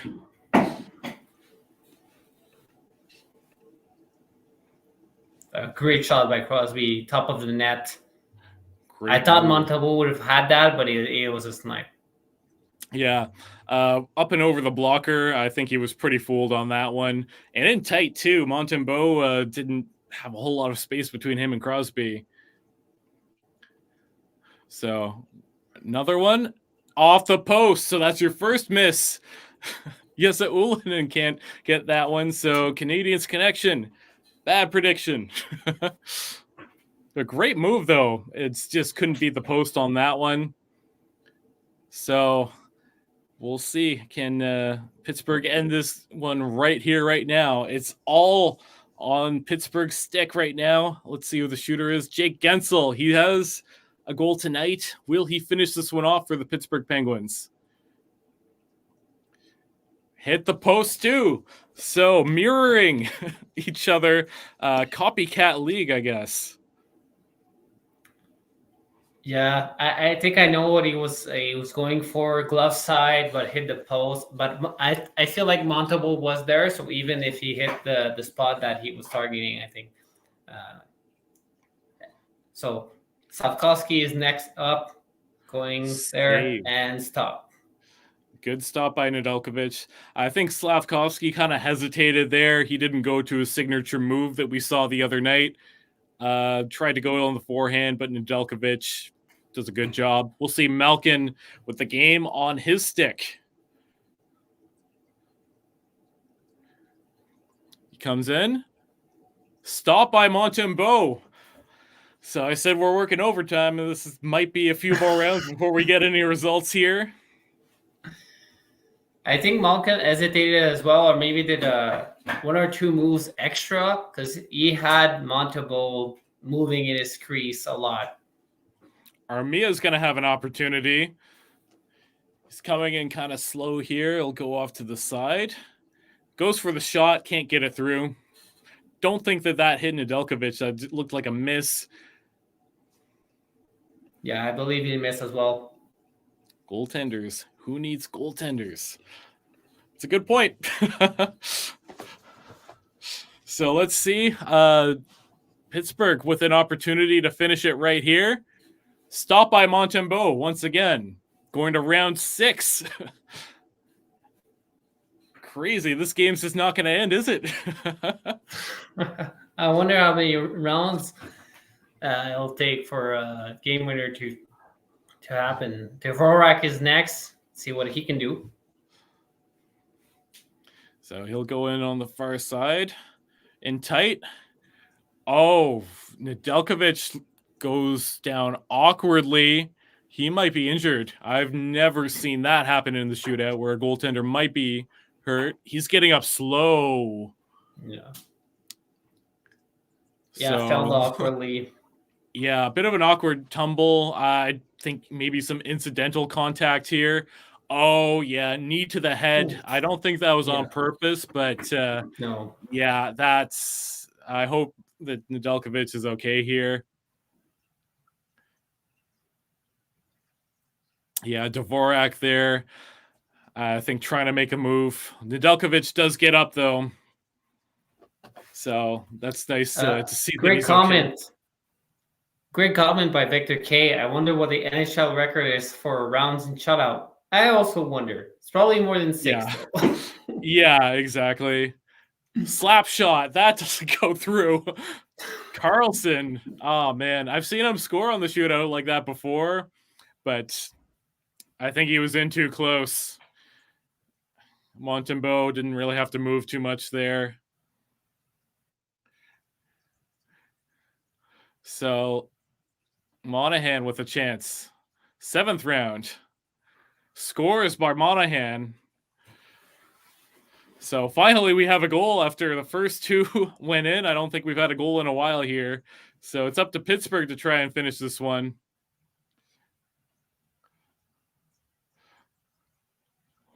See the reaction from the bench. I was happy. Love the stream, guys. I'm glad you're enjoying it, Finn. We appreciate that. So he comes in. And a goal. So it's tied up again. Lars Eller, former Canadian. Amy Johnson gets her wish.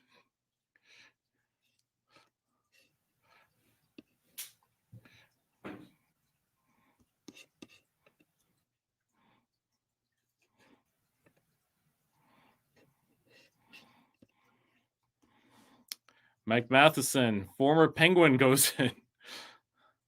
Stopped by Nedeljkovic. Round 8. This game is a nail biter. I do agree.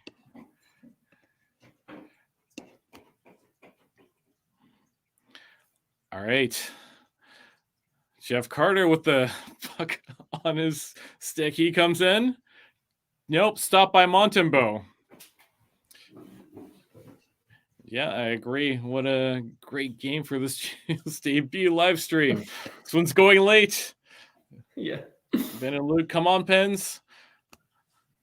Trying to get to the chat while we can here, but shootout's moving pretty quick. 9th round. So Montreal with a chance. Pizzetta can't score. That's stopped by Nedeljkovic. Pizzetta does have a shootout goal in his career. He did that last season. Love the flow when he was skating there.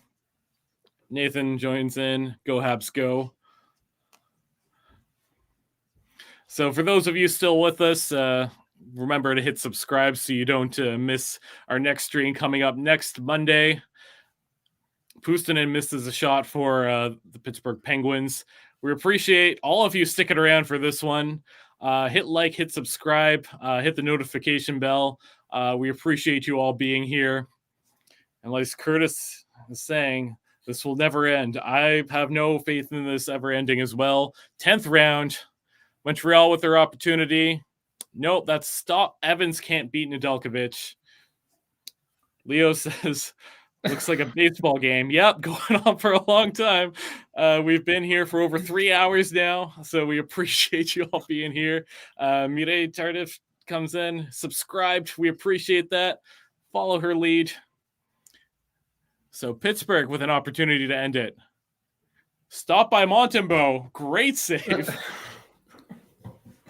Going to the 11th round, and I see Amy, welcome from Winnipeg, Victor. Yes, next week on Monday versus Jets. And I see there's 110 people watching our stream right now and watching this nail-biting game. Gallagher, he's got the opportunity. 11th round. Stop by Nedeljkovic. So it's all about goaltending right now. Just quickly here, Victor K. Next stream in Winnipeg. That's where I live. Lots of Habs fans here. Half of the arena filled with them. So yeah, we'll be doing the Winnipeg one on Monday. Make sure to join us for that. Pittsburgh with an opportunity to end it in the 11th round. Nope. Can't do it. That one's a stop by Montembeault. So are we gonna start over? Like, are we gonna run out of players, or are we gonna see some goaltenders take some shots here? Like, this is insane. That would be pretty funny. Belsen are all up on their feet right now. Anderson with an opportunity. Nope, Anderson. I don't know what he was doing there. I didn't like that move. Easy stop for Nedeljkovic. Yeah. Pittsburgh fans, go Pens, go. Please, Pittsburgh, go Pens. Come on, Pens. Well, we have Pittsburgh with an opportunity here. Scores. Pittsburgh with the win. Harkins with the winner. Pittsburgh in the 12th round of the shootout. They win it. Amy Johnson chimes in. Plus 3 weekly recorded shows that come out Monday, Tuesday, Thursday are here on the channel. Be sure to subscribe. Like we said, hit that subscribe button. We appreciate you all joining the show. We'll be back here on December the 18th for another episode. As we're winding down here, just going to try to get to some final parts in the chat here. Pittsburgh wins this 4-3 in the shootout. So many rounds I lost count. Canadiens Connection. Guess what? Anderson didn't score. Connor, go Habs, go. Ben and Luke, let's go Pens. And then wow. Amy Johnson, what a game. Russ the Hunter, awesome. We get some boos in the chat there. Z Pure, let's go. Pens win. Crazy game, 12 rounds. JBM, actually. I don't think I'm going to get through all of these. Just quickly here, wrap it up. Canadiens Connection. Jansen Harkins, drafted by the Jets. See you Saturday for Canadiens Connection. Make sure that you're subscribed if you haven't already. We appreciate all of you joining this chat here. Amy Johnson, thank you for joining us, everyone. Please come back on Monday for our next live stream. We'd also love to chat with you all again, and tell your friends.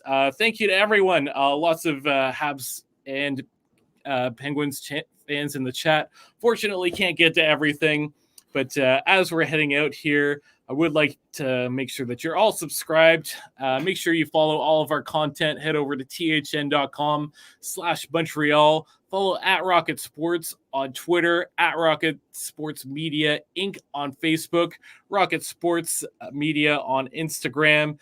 Make sure that you check out all of our content. We appreciate you all being here. We'll be back here on Monday for another great live stream. December the 18th versus the Winnipeg Jets. Thank you all for joining us. I'm Michael Spinella. That's Gustav. And Gustav, I'll just give you a quick opportunity to plug some of your work and social media. Yeah, you can follow me on social media at Gustave P. Masson. So that's my first name, P, and then Mason with 2 S. You can look at my profile at the Hockey News /Montreal. Or just at the Hockey News. I do some content there, write some articles. Seeing time is late for both me and Michael. We did overtime, as mentioned, multiple times. So I'll let you sign us off. Yeah, absolutely. Make sure you head over to thn.com/Montreal to check out the post-game recap. We'll be back here Monday, December 18th for another great live stream watch along, this time with Nathan.